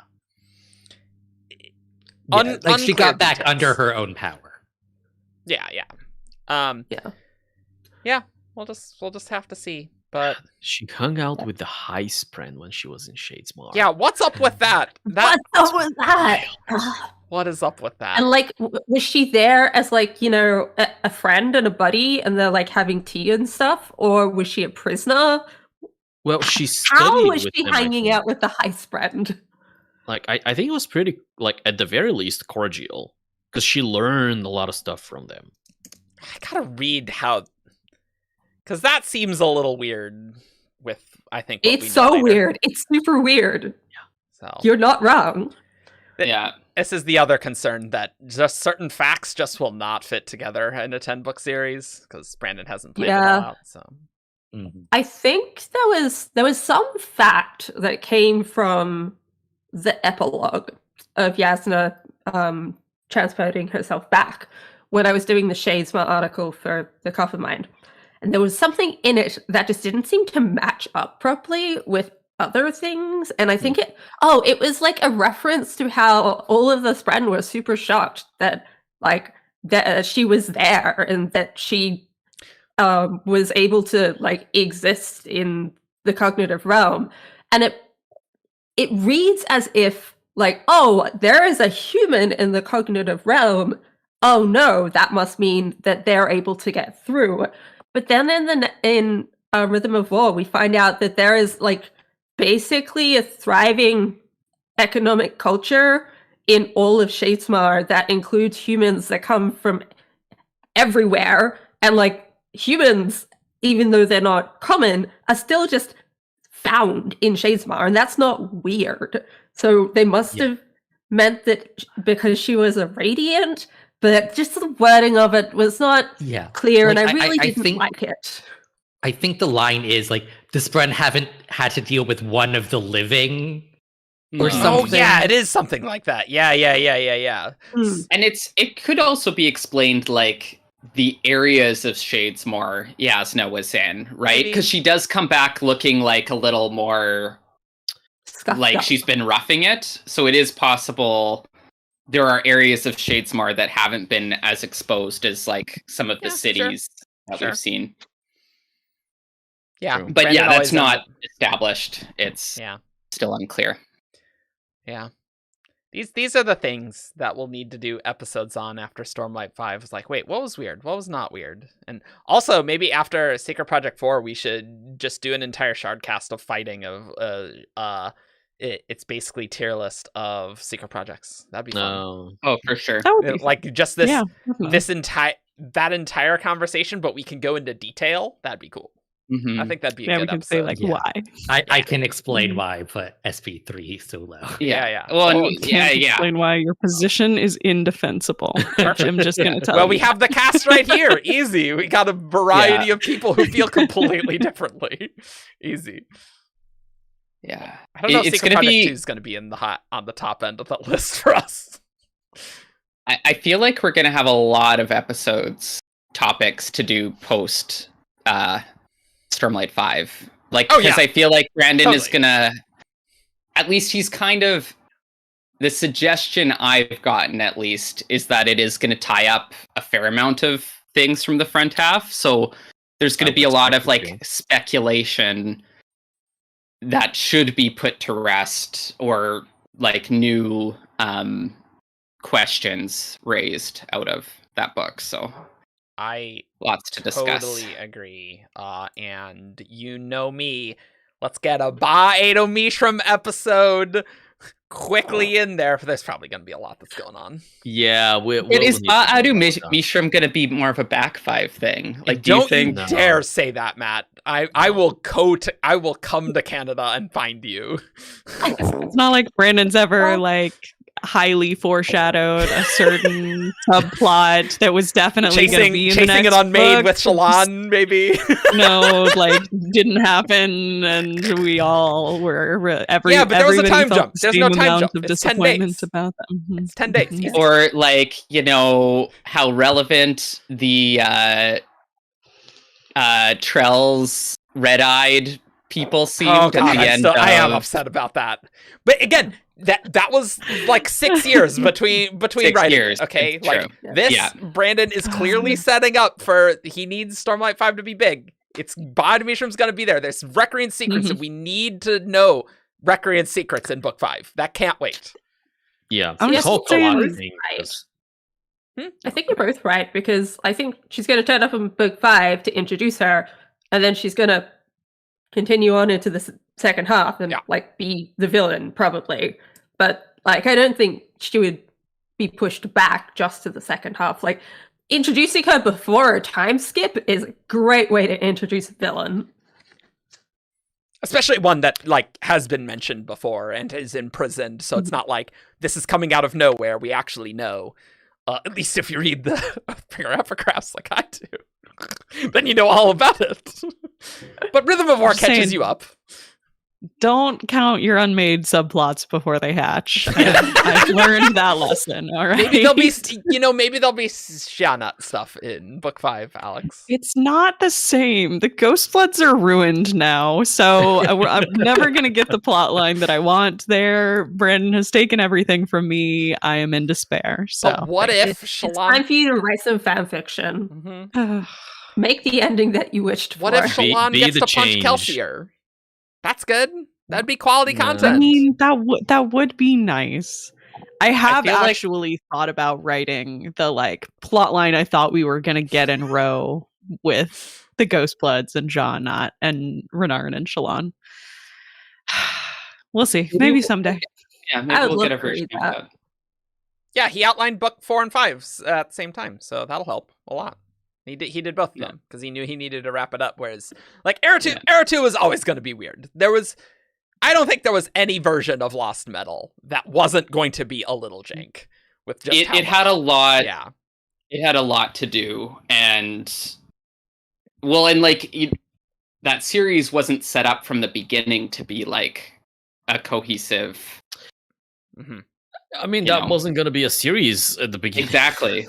Like it was started as a one-off, and then so I think Brandon has a killer hook and like ending idea that he thinks is cool for every single Era 3 book and every single Era 4 book. Like it might not be more than a page or a paragraph, but like I think he has this like, no, this is cool. This is really awesome for this reason, and this ending is really awesome for this reason. Like I'm so excited for Era 3. And I know we're not going to get the first book probably till like 2027 or 2026, maybe 2026. Those some time aren't real years. Yeah. Those are fake. Yeah, that's fake news. It's fake news. Get out of here. Yeah, 10 days can be as long as you want with investors for time dilation. True. All right, I think that's enough stream for today. Let's just cut it off there. Matt's out of here. Thanks for joining us. Have a good one, everyone. I heard time dilation, and we're done. Support us on Patreon. But there was a whole other conversation that happened in the chat while we were chatting about how at the end of Tress, Tress could have been turned into a rat as well. And then Tress and Charlie could go and live their best rat lives in teacups. And I just wish to point that out because it's great. That's the Shrek strategy, basically. But Raina would not have done that. She would have cursed Tress in such a way so that she cannot be together with the love of her life. That's true. But it's such a cute idea. It is a cute idea. It is. Cute. But Raina is an asshole, and she wouldn't do that. Yeah, that's true. Quaid could have ratted, them both. But yeah, I do want Stormlight 5 for sure, but I'm also very tired. So like I'm cool. I really need Stormlight 5 to be really killer, right? Like this is a book that like we don't even have the first draft done. I doubt it will be something like Cytonic, where Brandon needed to go through and do a significant redraft. But I would still, if it turns out that it does not get the reception Brandon likes in like the beta process, like I think he needs to make sure it's killer. Like it's too important for his career, right? Yeah. And as Gray points out in the chat, like there's 2 book releases before then. There's more than 2. There's at least 3 book releases. Yeah, but they're done. Defiant coming out as well. Yep. And potentially Hoarding. So pushing back to like end of 2024 is probably a good idea. So not everything is just smushed together. Yeah. Yeah, we trolled chaos. We do have a lot of Lost Metal topics on the list, or at least like there's 4 more that are on the list of like important Lost Metal topics. God, that feels like an eternity ago. Last November, I like it feels so long ago. It feels like it was a year ago. You know what else happened? Yesterday, it was the cats, Aona and Sky's birthday. And so I think I need to get Aona. So because they're still in their birthday outfits. Yeah, we never took them off. They had to wear them all. Wasn't it the Elantris anniversary recently? Maybe. Well, yeah, it came out in April, didn't it? April 21st, a day before my birthday, actually. Hey. Shard cats. Well, so while Eric is doing that, I'm going to show you guys some things. Oh, do it. Here. So when I was... So Cat Sky is male. Yeah, but only the cat, not the yeah. person. Well, technically the cat has no Aona's in a gender. business. She's got a business. So cute. She looks so pleased. She looks thrilled. I will say Dalish Oh, is no. sleeping in Lotus, her little never say that cardboard box again. over there. I don't want to think about that. Oh no, yeah, Lotus! that's illegal. Don't, Lotus, don't, please. You can't say that. Lotus, Cause that's the sustain. thing. I had somebody comment on one of my Illegal. fanfics that they were like, it was not a Cosmere fanfic, but they were like, "Oh, I feel like this fic was really good. I'm so glad I found it, but I feel like it got overlooked because I'm getting to it 7 years after it came out." And I was like, "No, it hasn't been 7 years since I posted that fic. Like, surely not." And I like went back and looked, and it's like, "Oh, 2016." You look so Okay. upset. What do you mean? I think- 2016 was 4 years ago. Yeah. Yeah. For me, it's like been this year, like since January, that I finally accepted that 2019 isn't last year. Like now It's I'm like- kind of like, okay. It's like the 80s were 20 years ago. Yeah. Oh yeah. Although I in had my to look up- head, the 70s were 30 years ago, but yeah. Yeah, exactly. I had to look up a date last night, and it was like the early 70s, and I realized that was 50 years ago. Oh, you can't say that. Yeah. Like I was You're even welcome. alive in the 70s and 80s, but it's still I feel That's closer illegal. to those than like actual time. Yeah. So, as a way to change the What topic, do you because have? I don't want to talk about the inevitable passage of time anymore. Yeah. When I was in California to attend the wedding of a third of this, I live literally stream. had a moment where I thought, why were you in California? Good job. Good job. Classic. Imagine being in California. Wow. I wanted to pick some oranges. It was only for like 2 seconds, but that thought was in my head. One of the things that we did as a group was we went to a nice bookstore.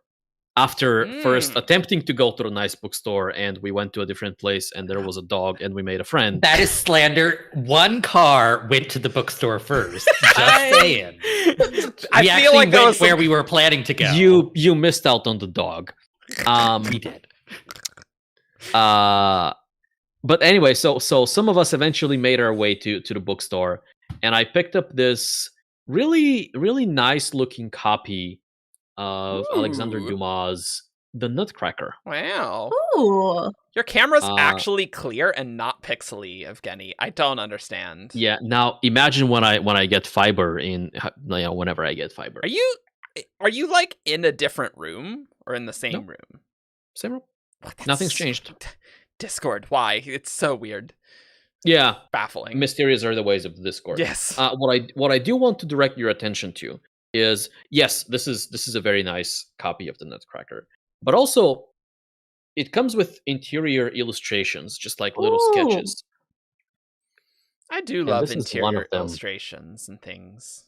This stuff of nightmares is one of the interior illustrations. Nice. Very good.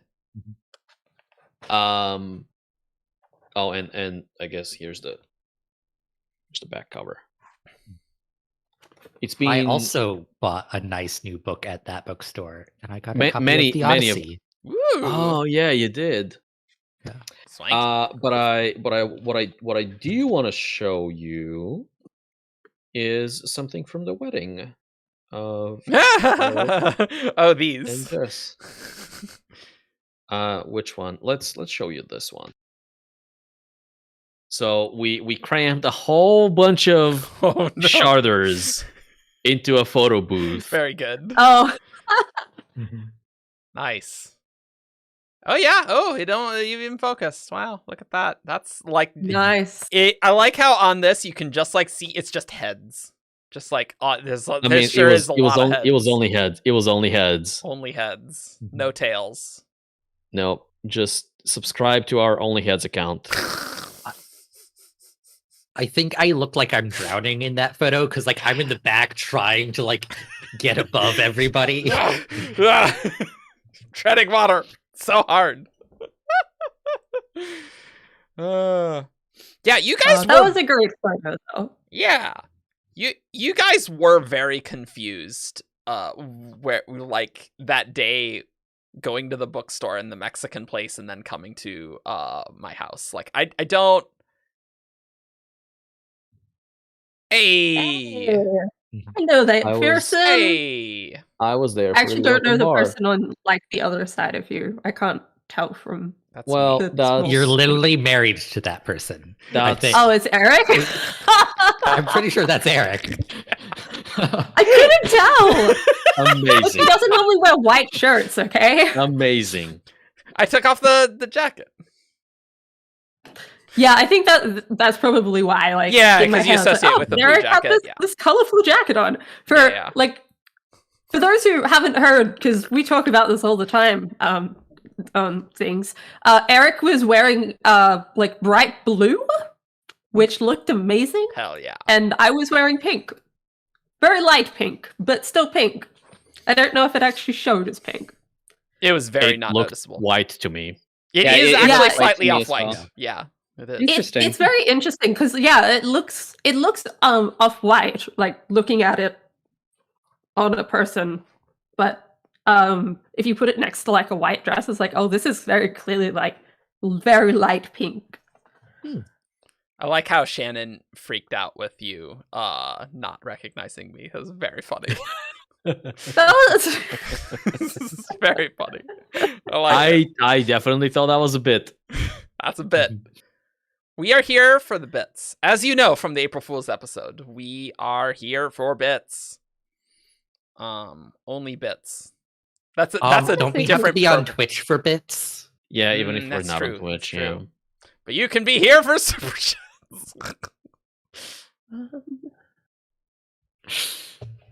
Actually, one of our streams, we did get a ton of super chats actually, and that really was like over half of the YouTube revenue for the month. So Wild. actually, yeah.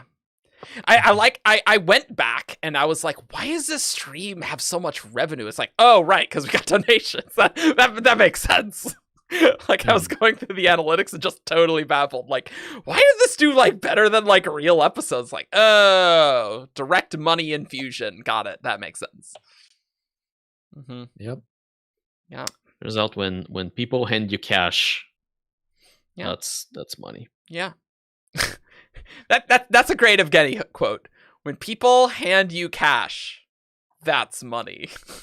Wow, that's really the wisdom of the ages right there.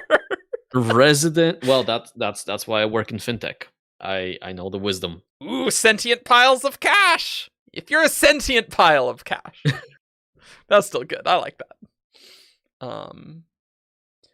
Yeah, but yeah, we're here to help, JJ. Yeah, do you guys got questions in chat for things? I don't know. Like we're just totally rambling and just it's chatting stream. But if you have questions, I'm sure we'll get to I'm sure there'll be 10 and we'll get to the first one and then the show will be over. But you know, That's consistent with the past. yeah. Mm-hmm. Welcome back, Alex. How's it going? It's going well. I thought about grabbing Dalish, but she's sleeping so peacefully. I shouldn't annoy her. Aona was very cozy, and Sky was in a sunbeam, and I did get both of them. And that might be why they were so upset, for sure. You're such Well, a nice there cat you go. owner, Alex. Yeah. I bother her a lot, but I will leave her be for now. Yeah. Yeah, but they're She's gonna Aona and have- Sky are 2 years old. Love it. Ooh, who do you want to die in Stormlight 5? I know for Chaos, it's the ones we love the most. I like it. That's a good one. Who do you want to die? People to die. You I want people to be happy and main alive. Main characters. Let's talk about main character deaths because I think not all of them are gonna live. Who's gonna die? Lydecar's a main character. This counts. I can put him on the chopping block, can't I? He's not a protagonist. Not for that series. Not Doesn't that- count. He'll just come Hi. back You again. know he's gonna survive because Yeah. that's what he does. Ah! Haha. I feel like in terms of like what would be both heart-wrenching but satisfying to read, a Dalinar death could play pretty well book 5. Sure. And he's had some pretty satisfying arcs to date, so it wouldn't feel like it was getting cut off short necessarily, but Grace bringing in the brutality, Syl, but not Kaladin. Kaladin will have to live on without her. Ooh. Damn. I also think Yeah. Kaladin and not Syl is also very good as well. Both of these are very delicious. I I'm can s- see Dalinar as well, and I can see Kaladin dying because, like, they're taking a step back, right, in the back half. So you kind of have to do something to make sure they're not the main characters anymore. Yeah. Easiest way is to just kill them off, and I think Kaladin also kind of can reach the end of his arc and like sacrifice himself in this big heroic thing and reach the 5th ideal and die in the process. Yeah. I guess. Seth dying actually could also be. It is Seth's Oh yeah, book. yeah. Zeth like- easy peasy. He's out of here. Oh, Get I him don't- out of here. No. I don't want to lose Seth. I really like Seth, actually. Get him outta here. I was about to do it. I was like, not to be like Cosmere fandom monster roots or anything, but I feel like the whole point of Stormlight is that there's so many interesting fates worse than death Yeah. in Stormlight. Yeah. That's a good point. It's valid. Like just having Dalinar die, just like there's so many worse things we could do to Fused Dalinar than just Dalinar. killing him. Right? Takes him off the table. Grace, I do think a reversal is probably going to happen where there'll be a death flags for a character, and then it's going to like switch at the finale, and it will be a different character that dies. I could see that happening. I am pretty wary of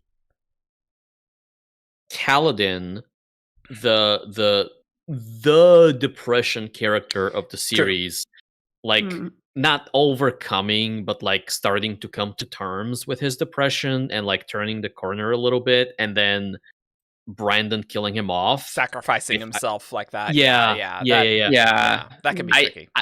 I would that's be bad vibes. Yeah, I think Kaladin, unless Book 5 changes like where he's at significantly, I feel like he kind of needs to survive, to be honest. But I think for a long time kind of assumed that Kaladin is going to be one of the few characters that carries the story from The through arc line. 1 of Stormlight into arc 2, or like front half into back half, right? Obviously we know like Lift and Renarin and Yasna. I mean, we don't know, right? Anyone can theoretically die, but they probably won't. So I think between Kaladin and Dalinar is far Dalinar's more likely. He's too old. Got to get him out of here. I do agree with chat that my worst fear, Adolin dying. Whoa. There's basis for it. Like the pieces to set that up to be just totally that could be stab pretty- in the heart. Yeah. It is, and I don't want to think about it too much because I need back 5 Adolin, but Great. yeah. I know that. Yeah, I can see Grey Adolin. Yeah. that, the Sprenner on the table now because they've got anti-investiture. So I think Yeah. that probably means that we're going to lose at least one Spren. Yeah. In Book 5, they're going to put that. Is Fenderana not enough for you people? No, it's not enough. Come on. It's not enough. Nope. And Gotta kill Syl. Gonna stab in the heart. Shallan has 2 now. Yeah. Like, Kill he has a pattern. sprint Easy. Fair. Nice. No. I don't think Shallan will die though. Like I think it's been set up too much that she's following this world hopper Yeah. ghost blood Yeah. path. So Yeah, I could see her not being on World in the back 5, and that could be like the reason for her I absence. would be very pleased with that. I see the thing with Adolin that I've always said is like Adolin is much more interesting if Dalinar's out of the picture. And him Like, I think that'll work really well for him. And also, I really want Adolin and Shallan's kids to have the Yami Yugi hair, and I think that's possible here with this. And so, really, the back half is just Yu-Gi-Oh. Actually, it's very different. Adolin has a really interesting story if Dalinar goes bad. Yeah. Oh, yeah. If he's like evil fused Dalinar, ooh, that's even better, actually. That's true. Yeah. No, this is...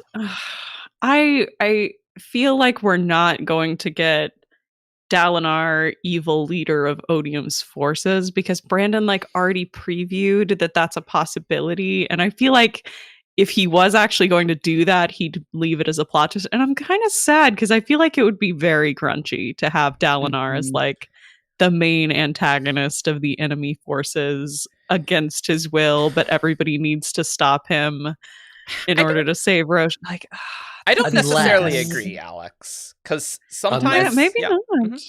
Yeah, because it could be a double fake out. He did it knowing people are going to expect that, like, oh, like he foreshadowed this, so it's not going to be that. Only for it to actually be that. The thing is, sometimes you want a surprise, and like that's what you're going for. Sometimes what you want to go for is suspense. So I think Brandon is going here of like, you know the stakes, and the stakes are very high. And so that gives you a different emotional vibe. It's kind of like the stories where you see like both the protagonist and antagonist POVs. And it's like, you know what the antagonist is basically doing. And so it's just the stress of like, okay, how is this going to interact and how bad is it going to be type thing. So it's more the suspense than the surprise of that sort of thing, right? So, yeah. Yeah. Oh, JJ, I think we're gonna end Stormlight 5 on a down note. I think in some capacity we're gonna lose. Yeah. Roshar's got to be inaccessible somehow. Well, difficult to access. Yeah, because like if we ended on a high note only for like 5 more books, like it's gonna be like, okay, like it would undercut the happy ending of book 5. Yeah, I think I feel like Lost Metal is just like something bad has happened on Roshar, and people who can get out are getting out. Like that's kind of my vibe from the ambient background noise. The way I see this play out is something bad happens, right? I don't think the planet blows up or anything like that. No, it still exists. But something bad happens, and we end the book on just like the tiniest of silver linings. Yeah. And that carries us over into the back half. Yeah, it's like the Pandora box. Like all the evil has been released, but there is still that spark of hope. Yep. Yeah, I think Brandon, just his philosophy as a writer, would never go like full grim dark. Like I do think it's going to be a dark ending to the front 5, but yeah, I think he has to include that glimmer of hope just because of who he is as a person and like the stories he's interested in telling. Yeah. All of the cast ends up on Braze, and great, perfect. The fight to reclaim the Tranquilin Halls becomes the fight to reclaim Roshar. You know, that does sound pretty sweet, though. That would be an interesting reversal, actually, if like all the Radiants got locked on Braze and all the fused were. That's pretty cool, Alex. Oh. See, I've had this thing since, I think this was a theory I came up with in like Way of Kings era, that like the Tranquilin Hall, we have to fight to reclaim the Tranquilin Halls mythos is something that is actually deeply relevant to the plot of Stormlight Archive and has a lot more to do with that, what's actually going on. I'm like, I haven't given up on it yet. I do think we will fight to go back to Ashen, though. I think that's absolutely on the table. Maybe. Oh, Ashen. I don't know if that's a fight necessarily. Who knows how much Odin influence is there? Like, get rid of the fused and stuff, but there doesn't seem to be any anything stopping them from going to Ashen that we have seen so far. Yeah. And now that they have access to Shadesmar, like, Yeah. they can explore that. Oh, damn. I know there's a theory. Purpose-Built had a really good idea that I liked of Odium corrupting Adeline to become the champion. Ooh, evil Adolin. It's coming back. Matt's like, no. Impossible. I know there's a theory in the chat. I know there's a theory that Bottom Mishram is on Ashen. That would be, dude, that would be insane if we went to Ashen in book 5. I don't think that's going to happen. I think Ashen's on. 10 days isn't enough time. I think Bottom Mishram is on Roshar. Someone mentioned, and I'm interested on people's takes, cultivation. Do we think cultivation is going down in book 5? No. No. I think that would be too quick a turnaround of like introducing her, like interacting with Odium at the end of book 4 and then taking her down in the next book, like with her being a shard. That just seems like it's too quick in general, but it's also like very similar to Mistborn, where it's like, Ruins introduced in book 2 and then is taken down in book 3. So, but I do think, like, following the pattern of a break point between eras being a complete turnover in vessels, like... I think Odium satisfies that sufficiently. I don't think we need to change the entire vessel cast. I think a change in shard ownership is enough of a disruption to the status quo that we don't need to do all of the shards. And I guess the other possibility is we could also get Ascendant Dalinar potentially. That's definitely possible, I think. Yeah, for sure. That is possible, yeah. Yeah, totally possible. That's another way for him to like sort of be off the table, but not be dead or evil, right? Like, I don't think he's going to be a human in the back half, like in a normal guy like he is now. Like, I think there's a 0% chance for that. Yeah.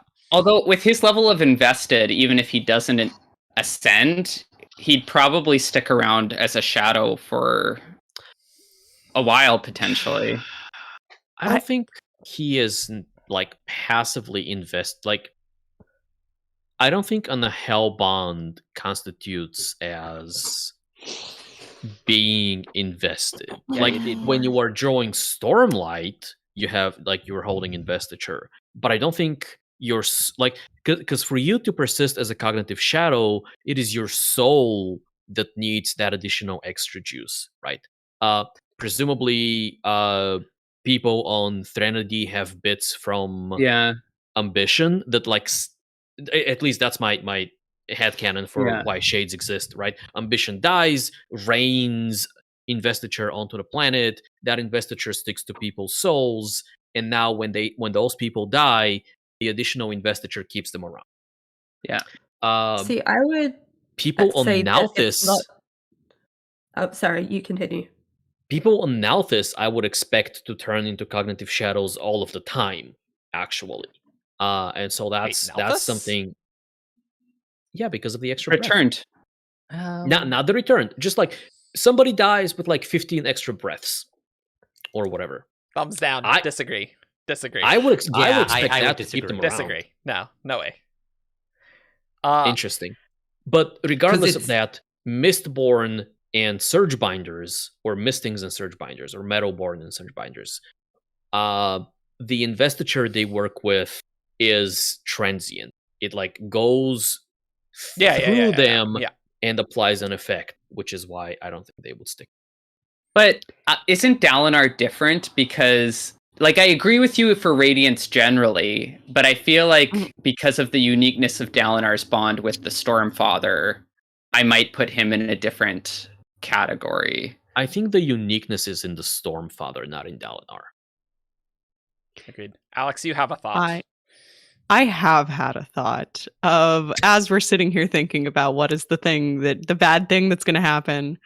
So we're talking about like, okay, but what if somebody, comes back as Honor, puts Honor back together. And I'm just thinking, okay, we sort of have this narrative about Dalinar is a bondsmith unchained. We're not totally sure what his potential is. Like, I don't know, maybe he could put Honor back together. And I'm like, Sure. but what if we have Dalinar, who manages to put Honor back together somehow, ascends, but is then still honor bound after like losing the pact and is in as a shard bound to his oath to serve as Odium's champion. Whoa! Whoa! Like, whoa! There's a fate worse than death for you all. He is still Odium's champion, but there's a twist. Oh, that would be pretty good. Shit. Thank you. That's brutal, Alex. I love coming up with nasty, horrific plots, and I really would love to see that. I know actually. a death I want for Stormlight 5 that I'm not sure we're gonna get. It's Taravangian's time to go. Oh no way. No, I'm done with him. I know he's gonna stick around, but I'm like, it's just like, boo. Too soon. No, not too soon. He needs to go. He just became a shard. Like, there's no way that's we're Cosmere significance. Like, I don't even know if he's gonna be dead. Stormlight 10, honestly. I can at the very earliest I can accept the back half. He might even stick around until like era 4. No, don't say that. What if we make the back half where Bridge 4 is even more important, Matt? Doesn't that sound good for you? Sure, great. But wouldn't it be a fun arc though if Taravangian is defeated in SA5 and then Odium is shattered? No, I think that's genuinely bad.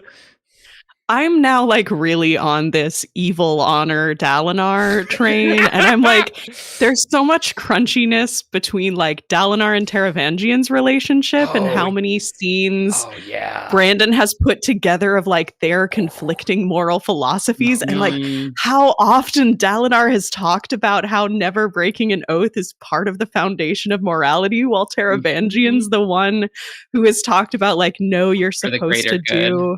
You have to just do whatever needs. Oh, I need this to happen now. Oh, honestly, like Taravangian ascending is what kind of brought Dalinar ascending like further up in my likelihood list because they're such foils.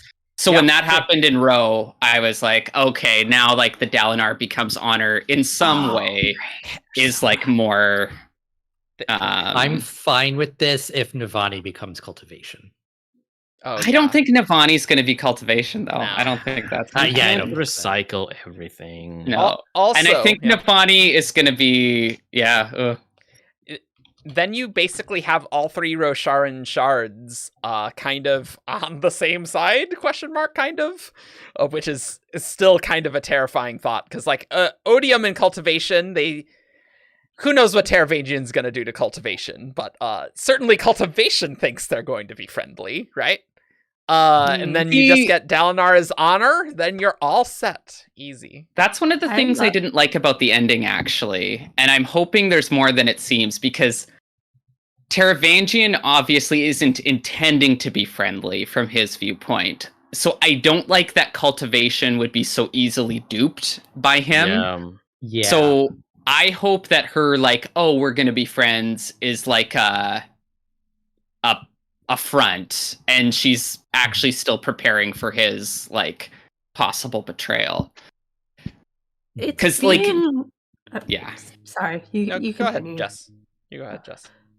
It's been a while, so I don't fully remember the Odium scene, but that's not the impression I got. At least, like, not completely the impression I got. Like, I think they're going to work together with the intention that both of them are going to betray each other. And then they do the betrayal, and then they're like, oh, yeah, okay, we both did that. We actually work well together. And then they become the power couple of Shad and take over the universe, because they realize that it's better for them to work together than to try and betray each other and work alone. Okay, that's pretty cool, actually. Ultimately, cultivation is a dragon, presumably has even lived centuries even more before ascending. I I believe cultivation will be perfectly fine making long-term plans, and like, there's no way she's actually like, Yeah, she's a plan for sure. Like that's the thing. Like this is part of me. Like with Terravan wanting him out of the way, it's just like it would make me very mad if his like continued manipulations keep paying off and he is able to best cultivation. Like, oh, that's fair. I think that's fair, like that. For sure. And I'm worried that's what he's being set up for, and that's part of my motivation for wanting him gone.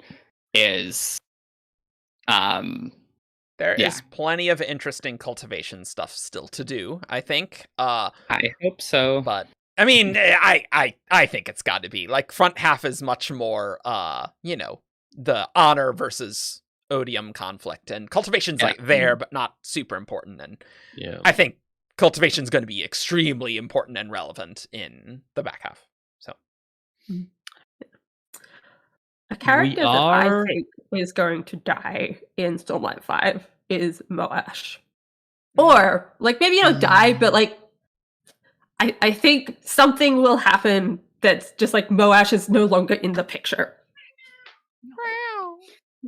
I do think his arc is so tied to Kelsier's, like, or not Kaladin's as a foil, that if Kaladin is no longer prominent, I can't see Moash's arc being prominent. Agreed. Yeah, like I think their conflict is going to wrap up in Stormlight 5.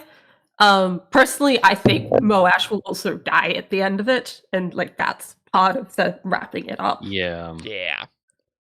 The ending of Rhythm of War kind of sets him up for an epilogue, I think. Yeah. I really don't want Moash to get a redemption arc, because we've had a bunch of redemption arcs at this point, and I don't know. I don't think he deserves one. Well, and I'm on the other end, where I feel like I'm not sure he should get a redemption arc, because then we have all the like light eyes, critical dark eyes coming on side. Like, not that he doesn't deserve a redemption arc, but I feel like the messaging of, oh yeah, the nobility in this world are like the good guys actually, and everyone needs to come on side with them, would be troubling for me. I also don't think you can accomplish a good redemption arc for Moash in a single book. There's too much to do in this book, right? Well, not only is there too much to do, but like I fundamentally think that everyone deserves redemption, but what that redemption looks like and how long it takes to get there depends vastly on like the severity of what you like on your past, right? And I think Moash has done enough bad stuff, not only as a person but also as a character in a book, that you can't undo that in a single like he needs to go through a lot of work to earn that redemption. I think Gray and I chatted about that maybe on the Moash episode actually. Like, I don't think you like the point of redemption, I think, is that it is undeserved. But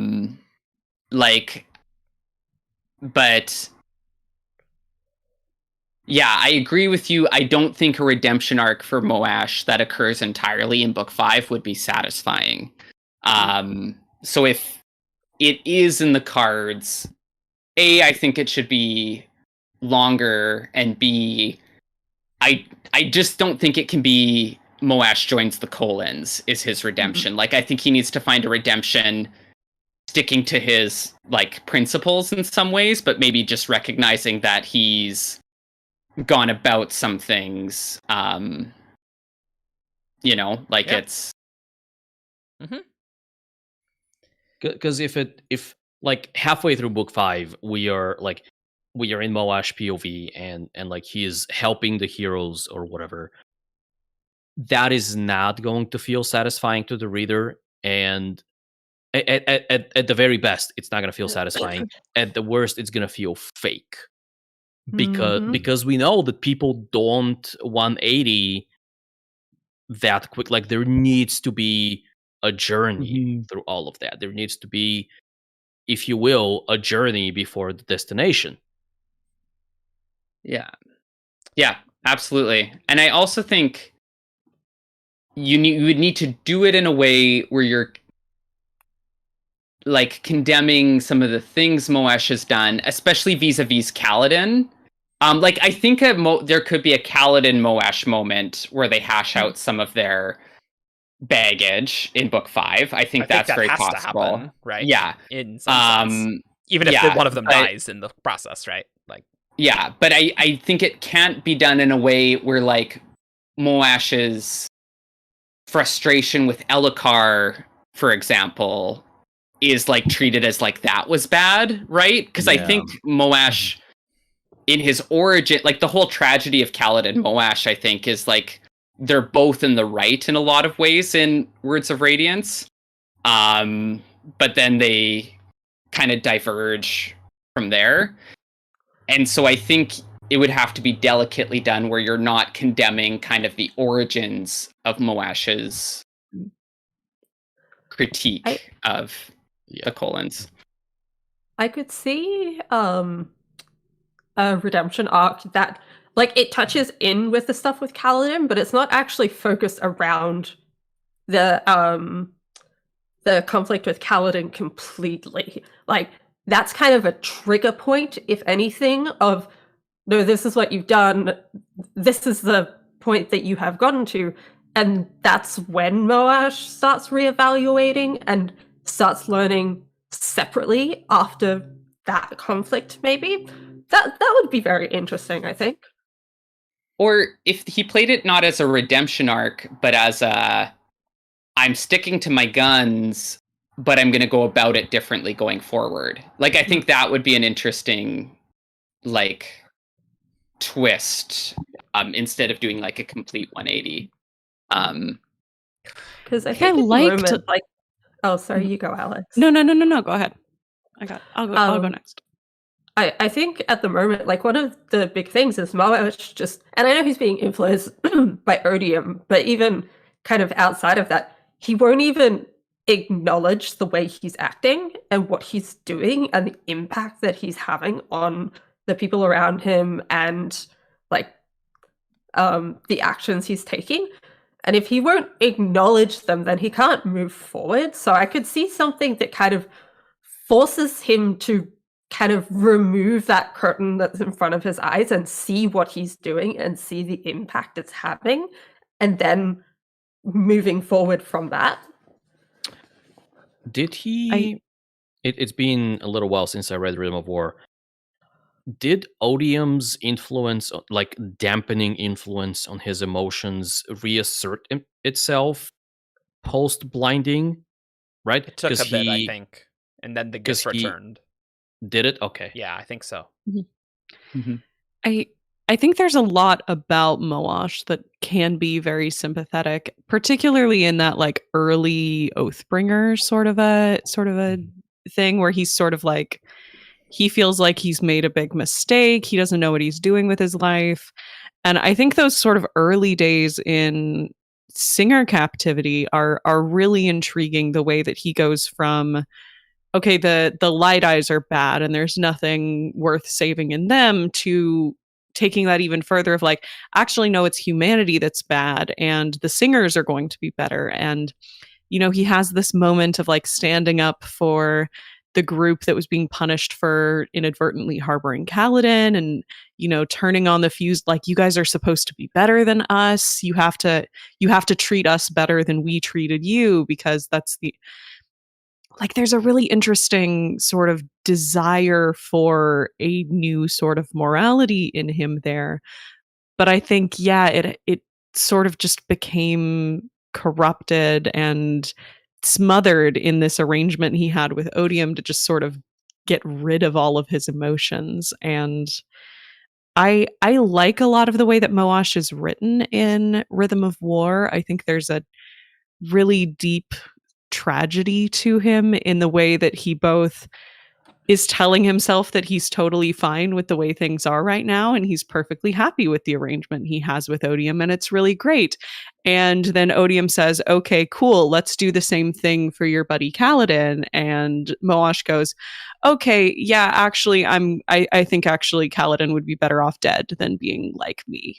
And it's so telling, the way that Moash is actually deeply not okay with his situation and how much he's lying to himself about it, and the way that comes out twisted in his relationship with Kaladin and the way that he acts towards Kaladin as a result of it. He's a fascinating character, really. I wonder if we could have benefited from more Moash POV in Rhythm of War, because there's a lot going on that or a lot that feels like it's going on, but it feels like it's going on because of subtext. And so I wonder if that conflict had been brought up more up front, where we get to dig a little bit deeper into Moash and his feelings regarding Kaladin and Odium and himself. I wonder if that would have helped to and like we might still get that in book 5. Like, it's fully possible that we didn't go there in Rhythm of War, one, because the book kind of got big, right? But we might go there in book 5, and that might make for a compelling story. I am overall deeply interested to see the routes Brandon will go in Stormlight 5, because I don't really understand. Like, I don't know how Brandon's gonna do it, but like I also felt this like after Oathbringer for Rhythm of War. I'm like, wow, there's like so many options and so many things to do, and I feel like Brandon can do so many different things with different character arcs. So I think there's gonna be some bold choices here that Brandon's gonna do, and it's like, oh boy, that's gonna be crazy. I think post Row, we are just beginning to see the shape of the back 5, and also like post Lost Metal and with some of the secret projects, also just beginning to see the shape of like the future of the Cosmere. So I think we're just starting to get into a place where we can understand even what book 5 needs to accomplish. But it's hard because we don't have the full picture of what it needs to accomplish. So I think it's definitely there's gonna be some stuff out of left field for sure. I like Alex's theory. Maybe we need to make that a clip. That's a good clip. Yeah. I would love to be right about that. I've had some very correct theories in my days here. I've gotten some stuff right. Remember that whole thing where I was like, hey, I don't think Renarin's a normal surge binder. I think there's something weird going on with Renarin. Nailed it. Yeah. Nailed it. If there's something with Renarin, and it's not shipping, you got it. And it's not shipping, yes. Yeah. Listen, Shalarin, one big miss on the Renarin shipping front. That was over a decade ago. It's fine. Yeah. That's the wounds are starting to heal. So hey, that's the other thing. Like, Brandon's got to fit in Renarin. Oh my gosh, Renarin. I can't say it. Yeah, he's got to fit Renarin in. But like, how much space is he going to have for them? Exactly. Like, yeah, are they going to get like a scene, like an interlude? Like, it would be cute of them to have like a relationship establishing moment, but I don't think I want a lot of like. It's bizarre to say this, but I think I do kind of want Brandon to save some of that for Renarin's book. Yeah, especially if we are looking at a book 5 that spans the course of 10 days. Like, you can't rush that. You can't like from 0 exciting to 60. thing, like a kiss, maybe. Yeah, sure. Yeah, and like an interlude or two with like some or like maybe one part we get Renarin viewpoints. Like sometimes he does that with an establishing a little mini establishing moment or arc for them would be kind of a follow up to their. I mean, it's barely a moment, right? But from the Bridge 4 POVs, when Renarin was like, "Oh yeah, he's," or was it Renarin that was like, "Oh yeah, he's also kind of a Also, I did see Safi in the chat. I back in the Way of Kings days, I shipped Renarin with Shallan. I thought they were going to get along really well when they finally met in book 2, because that was a lot of what Way of Kings era shipping was like the cast has not really met each other yet, but let's speculate about what they're going to be like when they do meet up in book 2. And then, it didn't go as planned, and she called him creepy and weird and told someone, somebody shut him up, gag him if you have to, and broke me a little bit. Go listen to the Words of Radiance Splintercast, where you can listen to Alex live react to that moment. I still have not fully forgiven her for that moment, but I'm moving on. Shallan has issues, we know now. Yeah. We didn't know the full extent of it. There was just hints in book 1. Yeah. We are coming up at like close to 2.5 hours. How are we feeling about doing more? Do we want to wrap up? Yeah, I'll probably go to who's that Cosmere character, but were there any other thoughts on what we were just talking about? Before you? I was thinking, because Relaine went to find the listeners that broke off, right? On the Shattered Plains. And I wonder if, like, Renarin will maybe man a group that is an envoy that goes back and forth from Eretheru to keep communication, and like that's how they interact within the time period. Venli went to the singers. Relaine stayed in Eretheru. Right, okay. But like he's probably gonna want to go and visit, so it's like the two of them. Maybe they go there together. Yeah. Nice. Yeah, I don't know how the listeners' stuff is gonna fit in. I don't know. I'm very interested. There's a lot of balls to juggle here, Brandon. A lot. So I know. I think I know exactly the joke that you're just thinking of, Jess. Yeah. Is it a Renarin and Relaine joke? Yeah. Yeah. Okay. Great. Cool. Yeah. Well, you can figure it out from there. So why don't we go over to who's that Cosmere character? And so, Oh, we don't get to pick our noses during the intro. No, you don't. Let's do this one, because the last one Lady of Scars sent in was so good. That was a spicy one. So, you know how the game's played. You send 5 clues in a character to wtcc at 17char.com. I read each clue aloud, and these guys have a chance to guess who's that Cosmere character. You can't have chat open, right?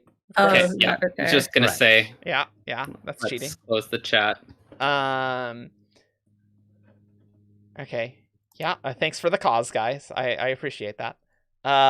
Cool. So this one's from Lady of Scars. And let's start with this one. Clue 1. This character is not a POV character. Oh, baby. Yeah.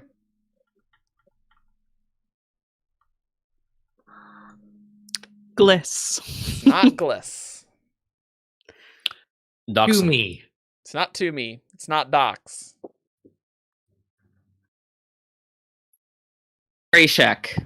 It's not Rashek, the good old Lord Ruler. No? Yeah, we don't. Sorry, someone was at the door. Oh, what? And we're waiting on a person to come and pick up. Oh, yeah, that makes sense. It wasn't them? No, it was Amazon. Oh, sorry, what was the clue? That's totally fair. This is not a POV character.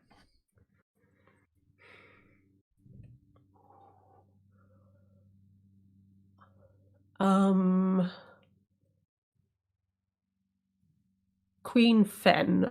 It is not Queen Fen. Clue 2. This character is from the Renarin system. Hate it. System, you said. Hate it. So much hate. Oh, what's his name? I'll say nail while I'm It's being not nail. feather, you know. Okay. Ishar. Ishar, okay. 8 to go. Heralds. Plenty of Voidbringers as well, but I guess those are from Ishar.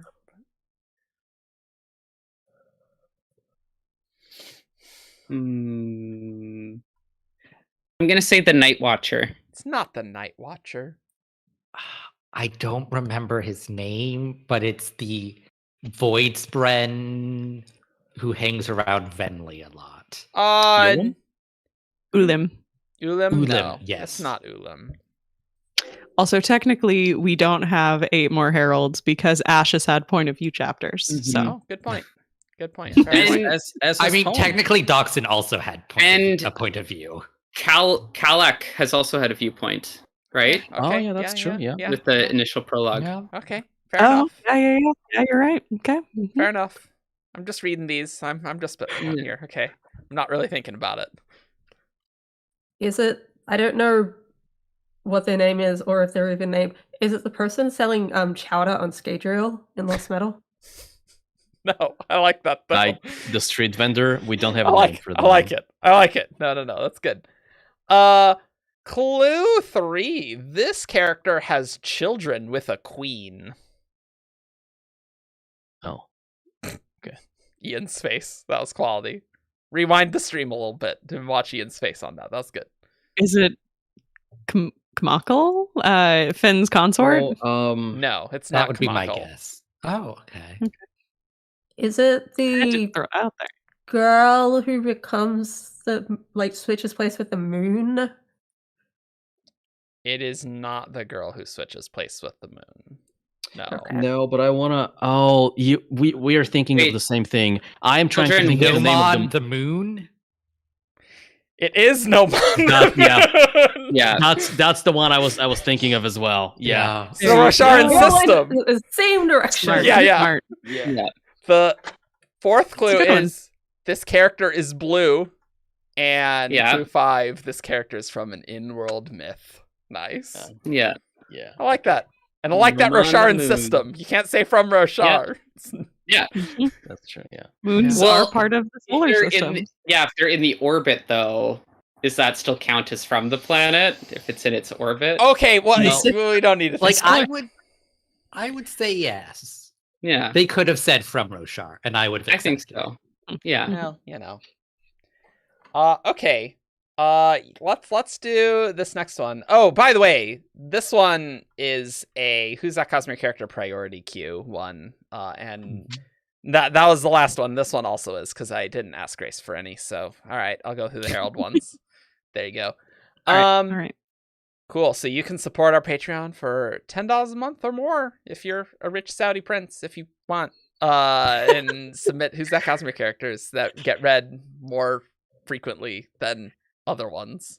So that's good. Gulf State royal titles not required to support our Patreon. But you know. But make sure if you support our Patreon that you are doing well financially. That's what I'm saying. And I'm saying the rich Saudi princes will probably be fine if they support our Patreon. That's what I mean.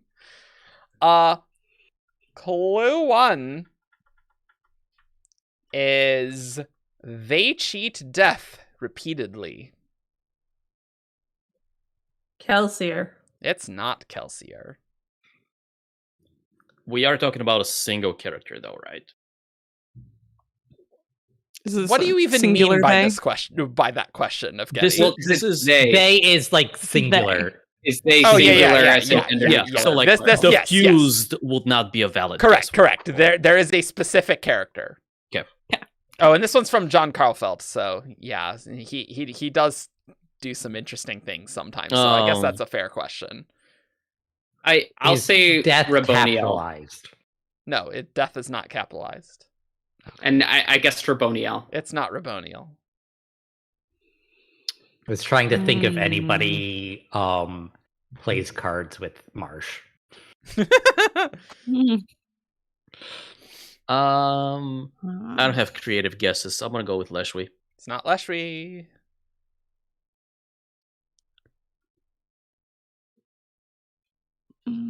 Vasher. It's not Vasher. Jess, did you guess?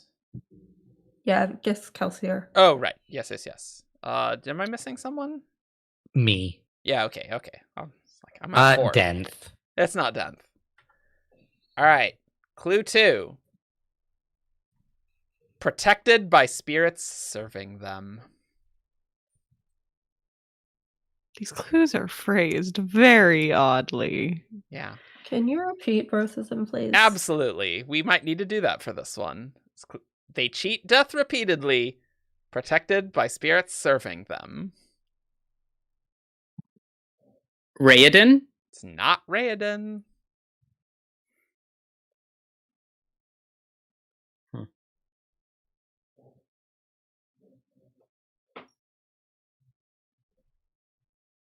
What does it mean, cheat?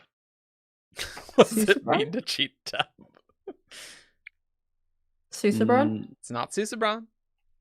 Naz. It's not Naz. I'm gonna go really weird and say Wax. It's not Wax. Okay. Because he puts spirits in his allomantic vials. Are you protecting him? I don't know. I'm trying to reach because it feels like these clues want me to reach. That is pretty reachy, but it's valid. That's a stretchy stretch right there. The feel like I sibling. got him. I don't know. No, it is not the sibling. Mm. So I will read all the clues as we do this. They cheat death repeatedly, protected by spirits serving them, lost in strong emotions, always soaring, always emotions strong in loss. That's a Katek, isn't it? It might be, for sure.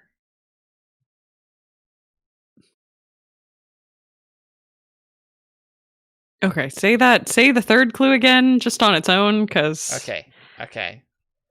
Lost in strong emotions, always soaring, always emotions strong in loss.